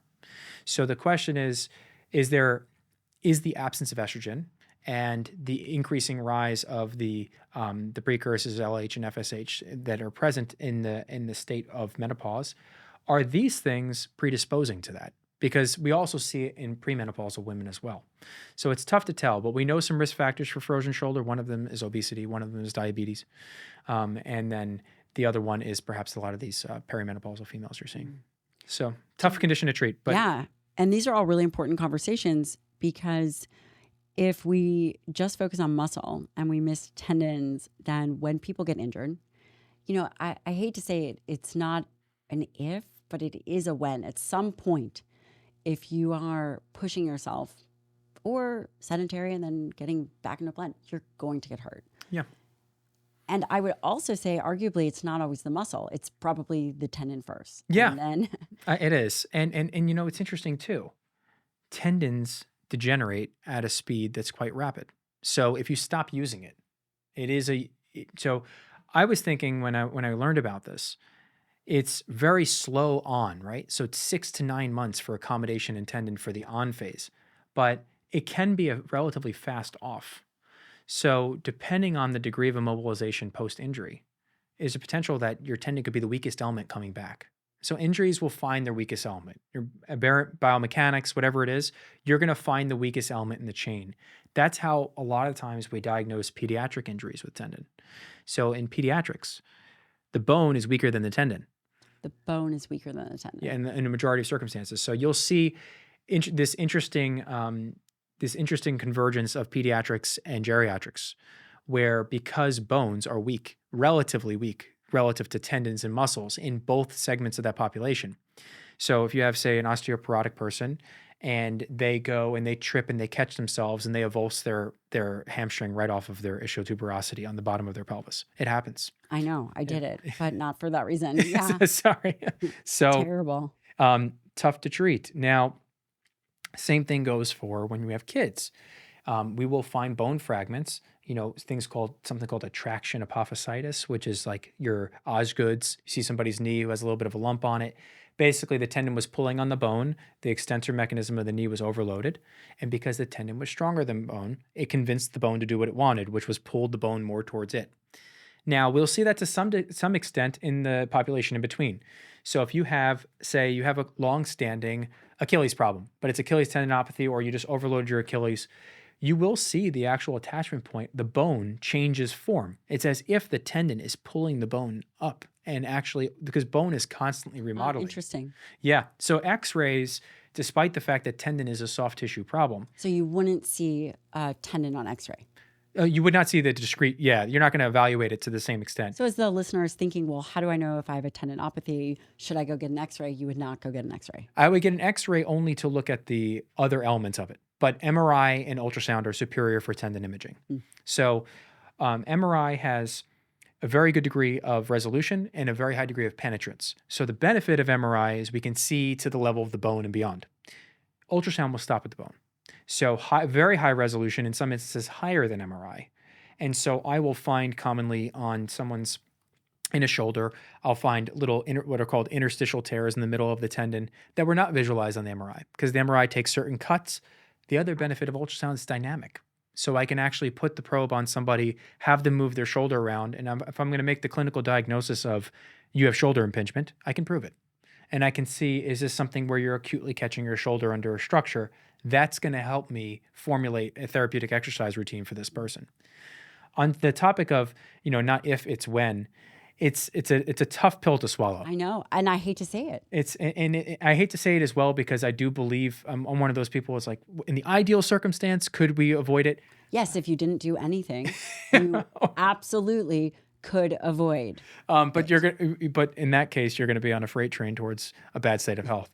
So you have to make a trade-off at some point. Now, with restoration of normal mechanics and loading and periodically deloading, I think we can do a lot for injury prevention. And we know what normal mechanics are, despite the fact that everyone has different arm lengths and different leg lengths. Yes. There are standards of mechanics. If you look at like an orthopedics textbook, look at joint ranges of motion, it'll look at specifically what's a norm. And these are all Gaussian distributions, bell curves. So you're going to wind up with, here you go, you have majority of people should have 180 degrees of shoulder flexion. They should have 90 degrees of shoulder external rotation when the arm is abducted. You can find these things. Now, if you restore a range of motion, a very important principle in musculoskeletal health is mobility and stability, okay? When I evaluate somebody, I'm looking at them on a 2x2 table.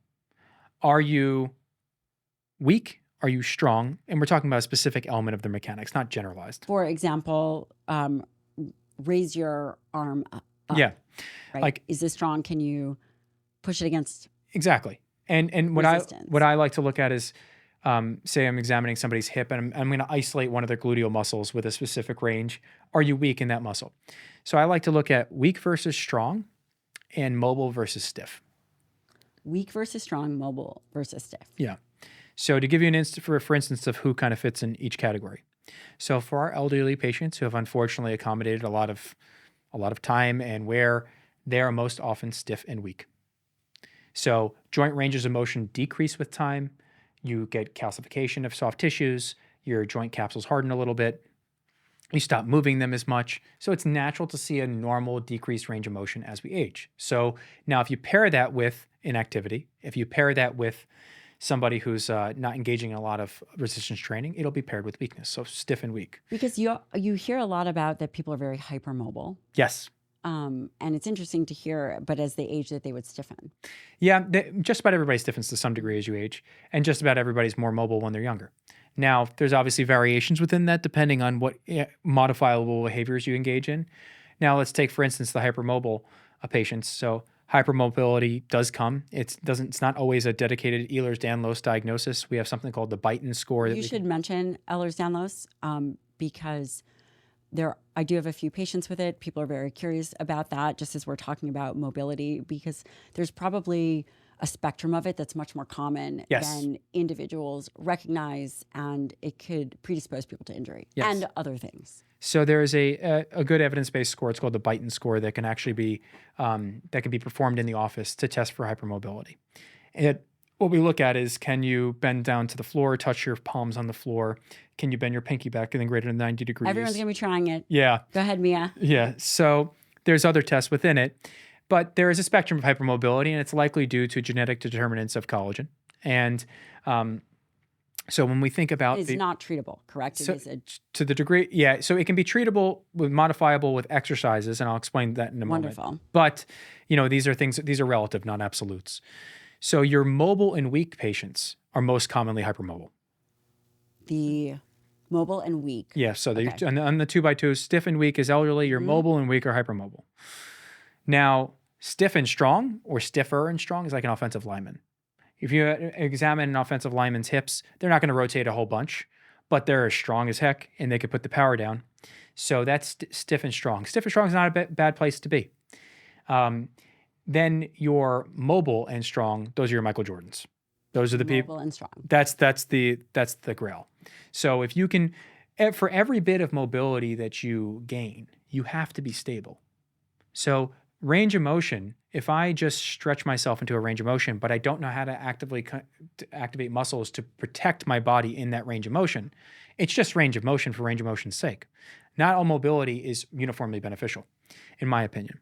I believe that if you're going to have mobility, you need to have accompanying stability. And if you're a more mobile person, you have a larger responsibility to be stable through a larger range of motion. Now, what are the determinants of mobility is a really complicated topic, but you have your bony determinants. So not everyone's hips are shaped the same. Not everyone's shoulders are shaped the same. And those are your more mobile joints. Then you have your soft tissue determinants. Things like collagen play much more of a role there. So whether you're hypermobile in a joint capsule, women are more mobile in their joint capsules than men. Women have more type 3 collagen in their tendons than men. So that's going to influence.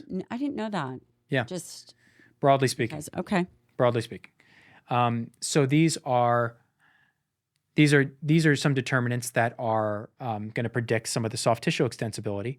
And then the mobility aspect and really how stable you are. A huge element of that is that same neurokinetic element we spoke about before and the athletic accommodation timeline.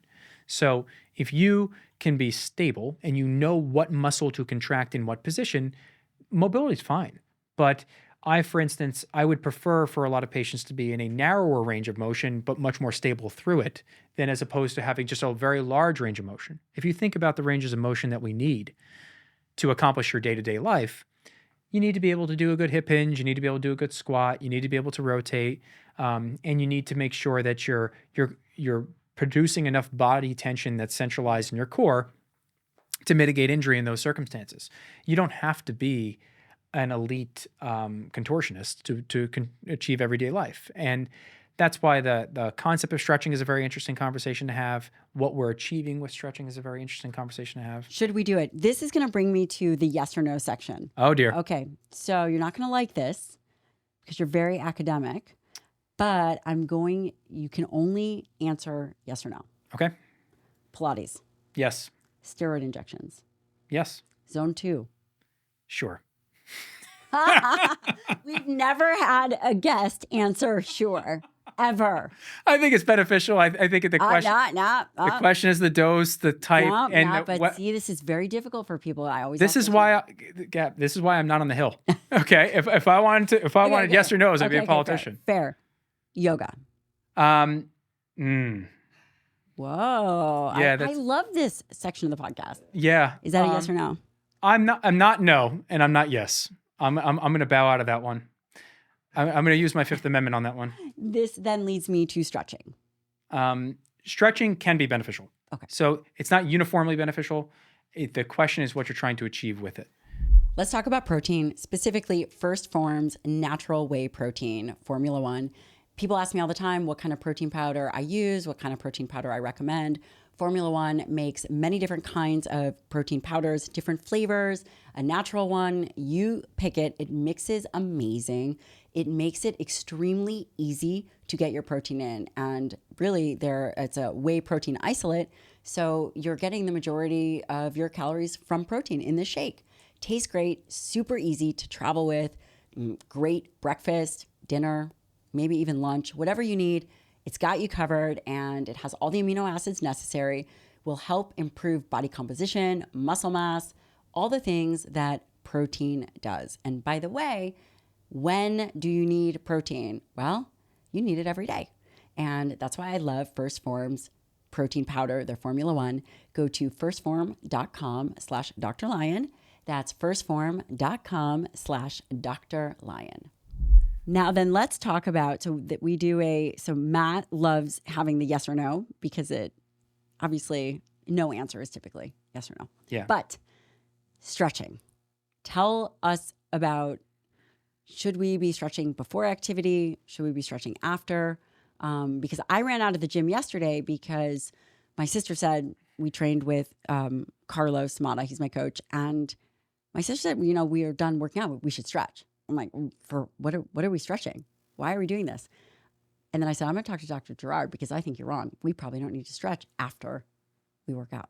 Okay. And now I'm about to be schooled. Well, let's see. So this is one of those topics that I have some relevance in, but I don't feel 100% at expert level with. I have a lot more to learn on it, but I'm gonna give it a shot for you. So, stretching pre-activity, decreased neuromuscular firing, decreased stability, not beneficial for power athletes. And can we define power athletes? So, pitcher, shot putter, elite power lifter. You could even throw fighters in there. That's a powerful sport. So you're producing power as force over time. So you're going to produce force over a very short period of time. So static stretching, probably not beneficial. For anything? Or just we're talking about power? Pre-exercise for power generation. Now, stretching, there are different categories. There's static stretching. So I'm going to hold a pose for a while, typically 20 seconds or more, and hopes to elongate the tissue. Now, you're not just stretching the tendons. You're not just stretching the muscles. You're also providing neural feedback that can actually turn off some sensors that help to protect you under load. Are these the Golgi spindle fibers? Yeah. So Golgi, okay. Just curious. Muscle, just want to see if I remembered anything. Hey, so Golgi is interesting. The other apparatus are also interesting, but the static stretching component perhaps has some benefit post-exercise with relation to tendon health specifically. And it may actually help just elongate the tendon and actually, if you're holding a pose, maybe even with an isometric, or let's say you're going to do a heel drop and just hold it there. That could have some benefit. Now, for power or for recovery? Recovery. For recovery. Yeah. Now, I say a lot of, I'm going to heavily weight the may here. Okay. Because I think it may help. But I'm also going to tell you from a personal aspect, I don't do it. So I think it's important to know that I don't. Neither does my husband. I've never seen that guy stretch ever. He's a smart man. Now, if you're going to stretch with a hope to teach your muscles how to engage at a larger range of motion, then you do PNF, so proprioceptive neuromuscular facilitation. And the answer for that is PNF. Proprioception. Neuromuscular facilitation. Okay. So PNF is a process by which, so I'm gonna stretch, say, my hamstring, and somebody's gonna push against my leg, and I'm gonna actually try to contract my hamstring at a larger length than I did pre-stretch, and then I'm going to stretch from there. And so there's typically these on-off cycles, like a 10-second isometric at one length, 10-second stretch at another, and you can do that. Now, and the benefit of that is? The benefit of that is you're teaching somewhat that the muscle can relax at a larger length. Okay, so whether pre-exercise or post-exercise, I'm not clear on. And this seems to work with, a lot of people do it with pain. Yes. So is PNF used for mitigation of pain of a muscle, or? Yeah, it's used in rehab. Okay. So it's used by physical therapists and ATCs and other people who will rehabilitate patients. So it's definitely part of it. When I design physical therapy protocols for patients, I like eccentrics for lengthening. So once again, eccentrics, your muscle is contracting periodically or mitigating that the elongation process. I think that could be very beneficial. The stretching component is interesting because, once again, we're not just stretching the muscle, we're not just stretching the tendon, we are also gliding the fascial layers. So here's I love another. That you brought this up. So here's fascia. Would you consider that an organ system? It's interesting. It's part of the musculoskeletal system, but it's so richly innervated and so large, it could be its own category. What is fascia? Fascia is interconnected connective tissue that can run the entire length of the body. Incredible. Here's why we don't get taught about fascia as much as we should be. A lot of it is almost as if during the process of medical school, when we dissect cadavers. It's gross. It's necessary. And it's absolutely disgusting. It's also Important it's and important. Yeah, meaningful. and thank you to And everybody who thank donates you. their Yes, who donates it's their bodies to science. absolutely incredible that people are willing to do that. When we dissect cadavers, most fascia dries out so much so that it adheres to adjacent structures and becomes incapable of dissecting it off of. Now, I've spoken to some scientists in Italy about this specifically. You did? You were just... Hey, and I wasn't in Italy. It just happens But to you be. were just thinking, I why? spoke to somebody Yeah. basically because ultrasound is one of the main ways to evaluate fascia in the living specimen. So there is specific cadaveric preservation techniques for preserving fascia. But one of the reasons we don't really understand it or appreciate it to the level that we do is we just don't see enough of it. So fascia can adapt. Fascia is, if not the most richly innervated structure in the body, one of the most richly innervated structure in the body. That means the most nerves. Does it have pain? So does it feel, you feel pain? People feel myofascial pain. I believe it is it's part of the diagnostic spectrum of pain. So you can have a muscle that hurts, you can have a tendon that hurts, you can have a joint that hurts, you could have a ligament that hurts. And fascia also can hurt, in my opinion. Would you feel it if someone were to say, would that have anything to do with fibromyalgia? It's interesting. Yeah. So the concept around fibro is, I think it's part of it. The fascia is part of the issue. But we also see myofascial pain in people who don't have fibro, and so we see myofascial pain in overuse syndromes. A very common myofascial pain that perhaps some people will experience is if they have a pretty large asymmetry in their hips, how their hips move and function, they feel a lot of myofascial pain in like the top of their glute low back area.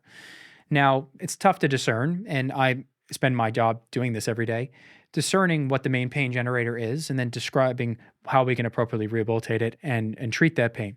Now, fascia specifically do adapt to exercise. And one of the best books I've read about this is by a guy by the name of Bill Parisi. So, and the foreword was written by Stu McGill. So it talks about fascial adaptation to training, and that basically this fascia system that extends, in some circumstances, the length of the body, connects your glute on one side to your lat on the other, is a lot of the reason that we don't move like rigid robots. So allows us to move much more coherently. Now, the question in this circumstance is how much of a role is that in pain? How much can we do about it? Now, we know that it adapts in some circumstances because there are some athletes that when you take them and train them a certain way, they get athletically worse at what they're doing. Now, there's changes at the neurokinetic level there. There's changes at the muscle level there. Presumably, there are some changes at the fascial level as well. One of the accounts that Bill talks about in his book is about an elite quarterback who was training like an offensive lineman. So basically, they were putting the quarterback through the lifting protocols on offensive lineman, and the quarterback, all the numbers around throwing got worse. Spiral got worse, velocity got worse, arms started to hurt. So maybe everybody needs to train towards a specific goal because on some level or another, your entire body's adapting to that stressor. So you always have to keep that in mind of when you're training an athlete, they can't all be treated the same. Not any exercise is uniformly the perfect one for everybody. For their specific needs, you have to do an individual needs assessment for that patient. So fascia is very interesting. We do visualize it and specifically where fascia are where the small nerves, like say for instance the nerves that talk to the muscles of the back, the fascial layers are where they travel. So the thought is behind myofascial pain is could you have these layers that are not appropriately gliding on each other? In patients who have chronic pain, there's some evidence to suggest that they don't glide that well. Rounding this back up to the initial question around stretching, stretching also glides fascia. And so does that have its own therapeutic benefit? Could that actually be helping produce these proteoglycans, these lubricants that are present in the body the same way that they're in tendons? So is it a lubrication problem, and can we facilitate that with stretching? So then there's also the question of myofascial release and what we do for individual people. I'm less concerned about the modality we use to get people mobility so much as I am more concerned with us restoring stability through that mobility. Really well said. I'm learning just so much. Can we talk a little bit about training? Yes. I've learned quite a bit, and you really have helped me reframe. In fact, we're working on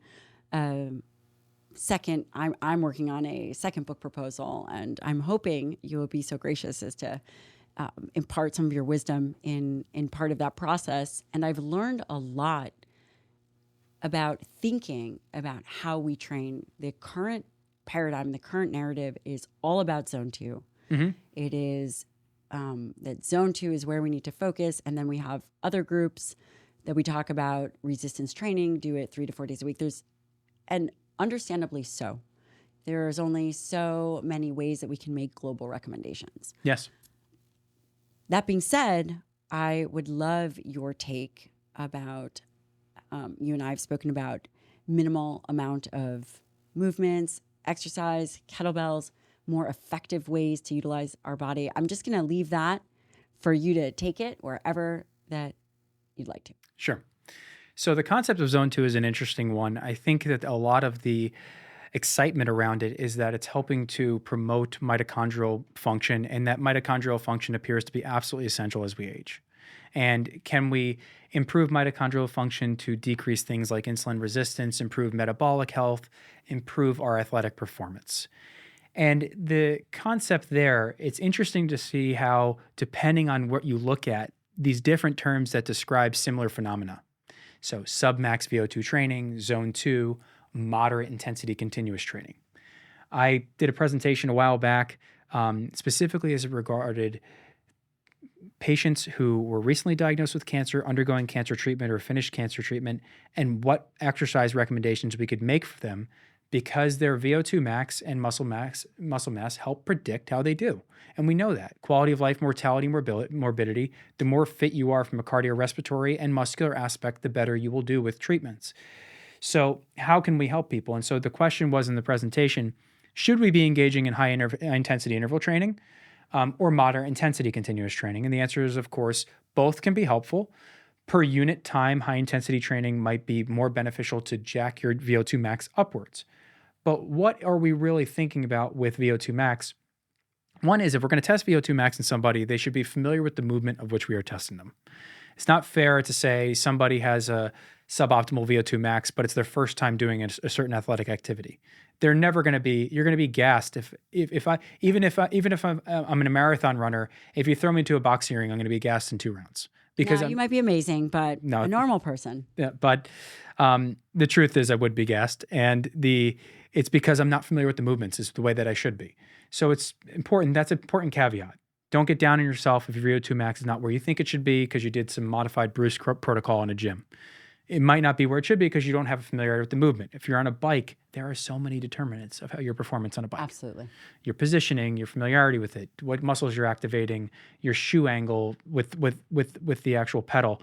And I'm out of my league there. I know that's the very, very surface layer of it. So we're looking at substrate utilization, fats versus carbohydrates versus creatine phosphate.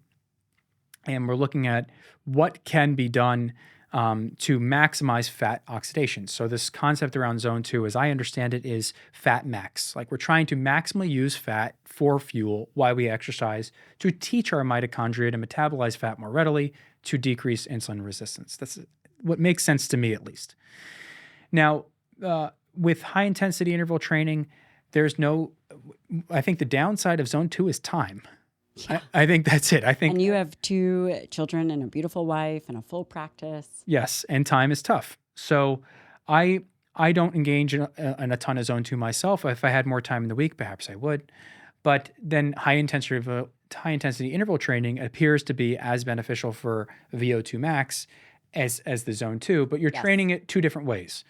From high intensity interval training, you're like raising the ceiling of your house higher, right? You're getting better at pushing it higher. But the zone 2 training appears to be like you're solidifying the foundation. You're getting better in the lower levels that predict success at the higher levels. So we might be describing it this way, but athletes have intuitively known this for decades. When they run, they're not gassing themselves every workout. They leave a little bit on the table, and the body goes through a period of compensation to basically mount a response to that stressor. And then when they do peak 1 or 2 times a year, they're in really good shape. So same principle applies to weight training. So should we or could we be going to neuromuscular failure? If our goal is muscle hypertrophy, should we be focusing on just muscle hypertrophy in specific muscle segments or generalized strength and stability? I think these are good questions. But I find the way I train with kettlebells is I want to be, number one thing for me is don't lose stability in all three planes of motion, sagittal, transverse, and frontal, like we spoke about before. When you work a kettlebell, most of the time it's in one hand, and that by nature destabilizes you. And you're not going to get destabilization if you're working only with barbells. So if you're not going to get destabilization working with barbells. Only, Only as it barbells, relates, yeah. right, as it relates to the frontal and the transverse plane. So you'll be stable as all heck in the sagittal plane if you work with a barbell. I was the sagittal plane hero. I went to the gym and I did well done bench, lats, I did squats, I did deadlifts, and I became very proficient in those areas. But then I would go play golf and like things would hurt. And I'd be like, well, that's interesting. I'm not the world's best golfer, but it shouldn't hurt as much as it did. And I thought it was basically because I wasn't as proficient in translating force in rotation. Mm-hmm. So I like to use a kettlebell. I think you can get a lot out of it. I think the work from the Strong First organization and Dan John online in his own endeavors have done a great job elucidating the cardiorespiratory benefits of kettlebells, that you can get strength and conditioning. And so I try to follow that. I also do something, and we spoke about this term exercise snacks, which I don't particularly love. But I don't either. But I can't think of we'll find a way to rebrand it. Yeah, but definitely. Yeah. I call it farmhand strength. Yeah. So like if you're working on an outdoor, let's say you're not a farmhand, let's say you're just somebody mulching your yard. You're not going to basically go to the point where you're falling down every single time. You're going to leave a little bit on the table. You're going to come back to it. You're going to go do a different activity for a short period of time, and then you're going to come back to it. And so what I'll do is I'll intermix like some sets of kettlebell swings throughout the day. I might do a set at 9 a.m. and do a set at 10:30. I'm not looking to build a sweat. I'm just looking to get better at the movement. So I'm really stressing that neurokinetic element. Am I getting better at the movement? Am I doing a little bit of stimulation of muscle? But by no means am I getting a skin ripping pump out of it. But potentially you could build a workout like that. Yeah. There's there are, when we look at some of the really good people who are training and what they do, and a lot of rehabilitation from injury, sometimes it's 3, 5, 10-minute rests, and so the question I think in there is, do you want to be super proficient with a movement, or do you want to get as much training in a short period of time as possible? So there's different strategies there. But we move throughout the course of the day. It's not like we only move for 30 minutes and then we're immobilized for 23 and a half hours.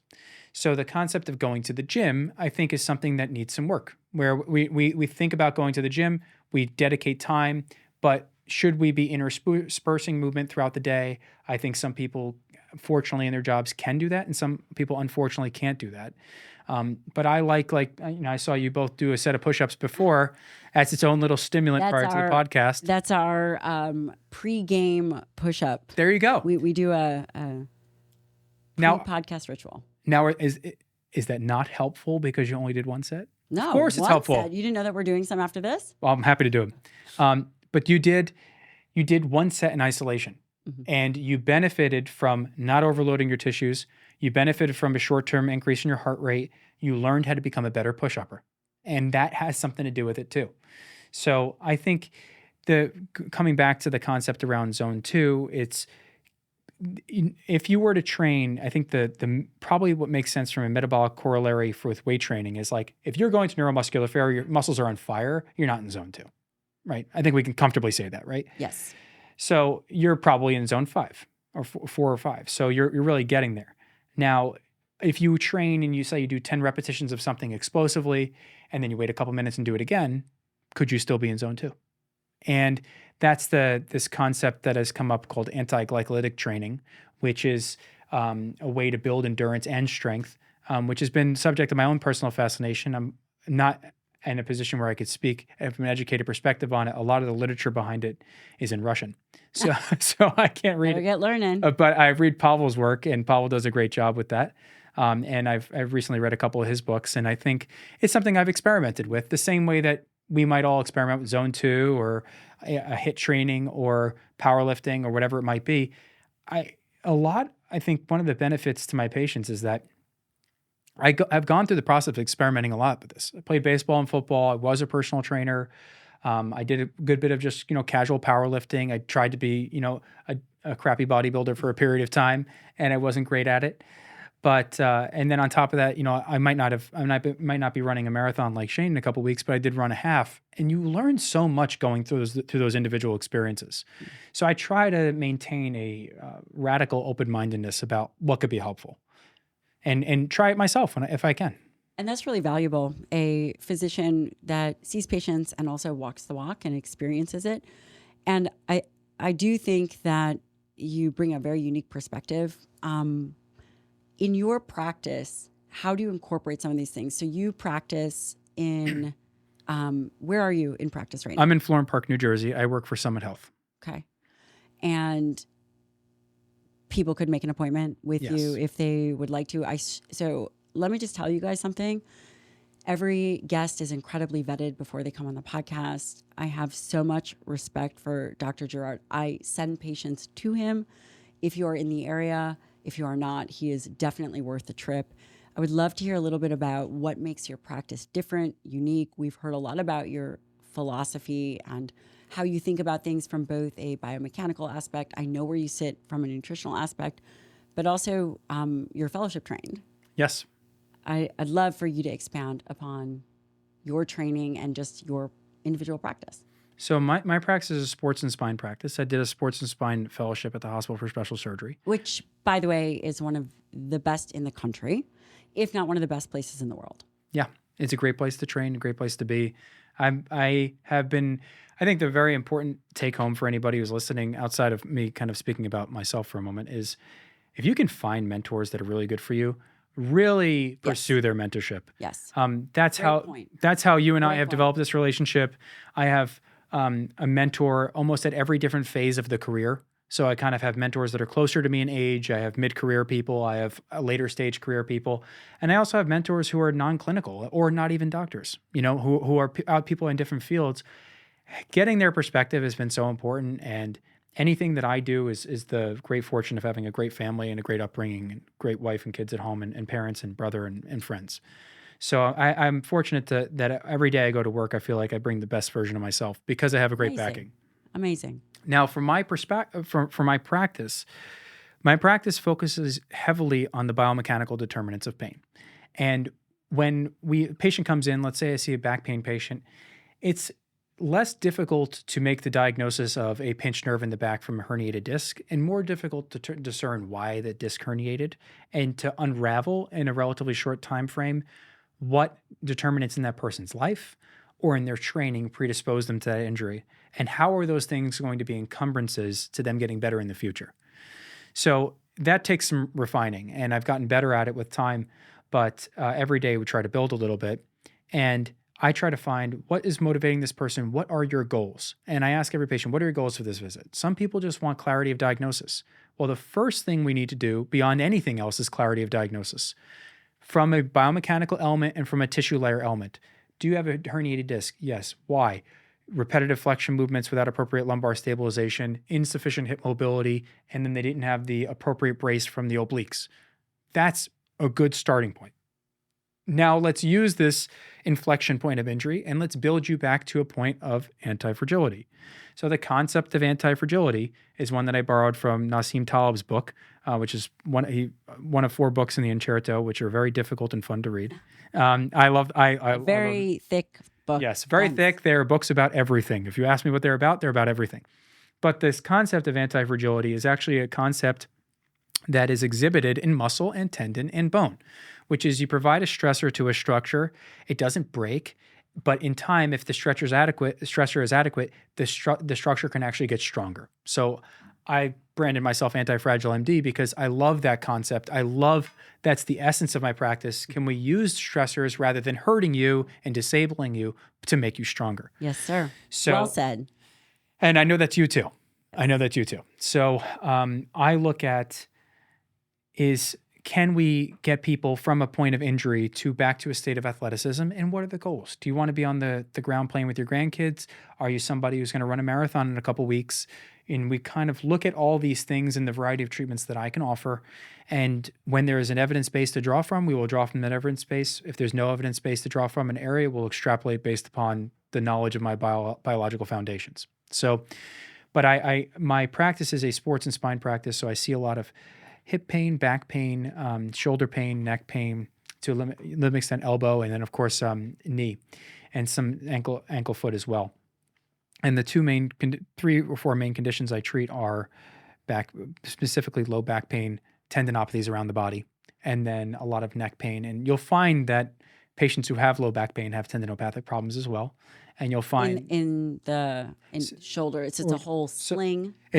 So the whole sling can have problems, but I think you'll find specifically that there are insufficiencies in the pelvis and the peripelvic muscles, like the glutes, and so it's not uncommon to find a tendon problem there.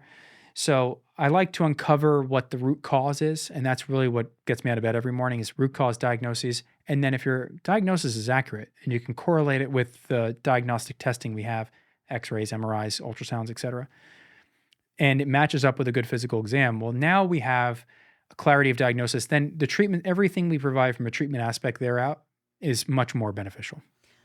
And what I love about what you're saying is it's not about the end pain or the end symptom. It's a root cause approach, which traditionally medicine is not about a root cause approach.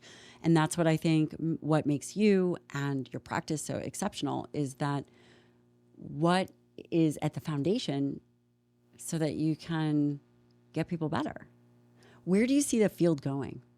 So I think that there's a good interest around regenerative medicine, and there are a variety of regenerative therapies that we have now. PRP, we spoke about the athletic accommodation curve. There's also the innovation curve of companies and products. And instead of like being on the absolute first phase of stuff, I'm probably one phase delayed. I feel the same way. We have to make sure that things are safe, effective, yes, worthwhile for patients to spend their money. Yes. Agreed. And first rule of medicine is do no harm. That's right. So do no harm. Anything we do, we want to understand what we're doing. We want to put it in the right place. So I think there's some very interesting work that's going on from a stem cell aspect, fat concentrate procedures, further subcategorization of PRP, when to use it, when not to use it. And I think the field will continue to develop that. I think as we evolve as a field going forward, we'll begin to understand a little bit more about things like fascia. We'll begin to understand a little bit more about mechanics other than just isolated joint range of motion and whole body movement. I think that it takes a lot of interest in that and study to do it, but I think we're getting there. And I think that the last frontier is in a lot of ways the first and most important, which is prevention. An ounce of prevention is worth a pound of cure. And how can we prevent these injuries? Or, you see this word circulate online, bulletproofing. Like, we're going to bulletproof your shoulders, bulletproof your knees. And so that's where a lot of my own self-experimentation comes in, and trying to learn that as well as watch people do it and experiment with that. But as a field, I hope we study more of that. And then, of course, predictive analytics around who's going to wear a joint in a specific pattern based upon their bony development. We have some evidence to understand that now, particularly in the hips, but we're starting, I think, to in a greater degree to look at that in the shoulders, and surgeons specifically are doing a great job of looking at that. And then from a tendon aspect, like we said, are there exercises we can engage in? I'm certainly going to do my best to find out, and I think and to figure out what is the most effective ones.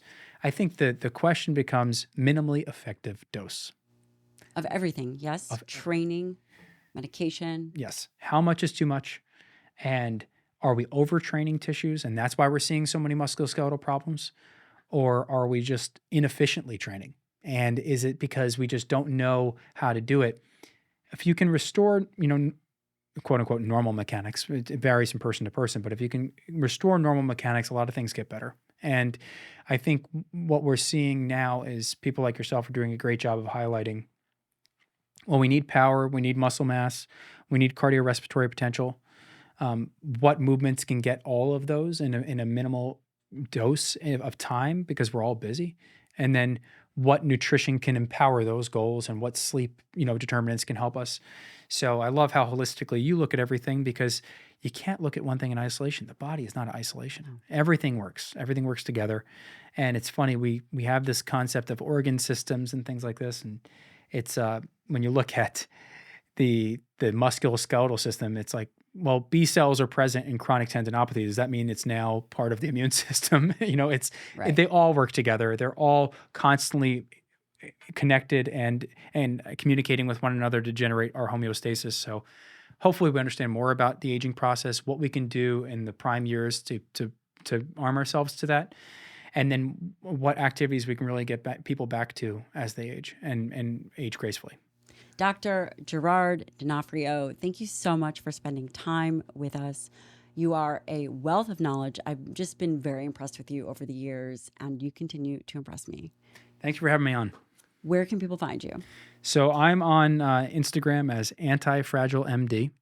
And then my website is with my employer, Summit Health. So if you search my name, Gerard D'Onofrio, you'll find that I have a web page there, and you can book appointments from that point. And over time, I think I'm also on YouTube at Anti-Fragile MD, and we'll be publishing more content in the coming months and years. Yes, sir. Thank you again. Thank you.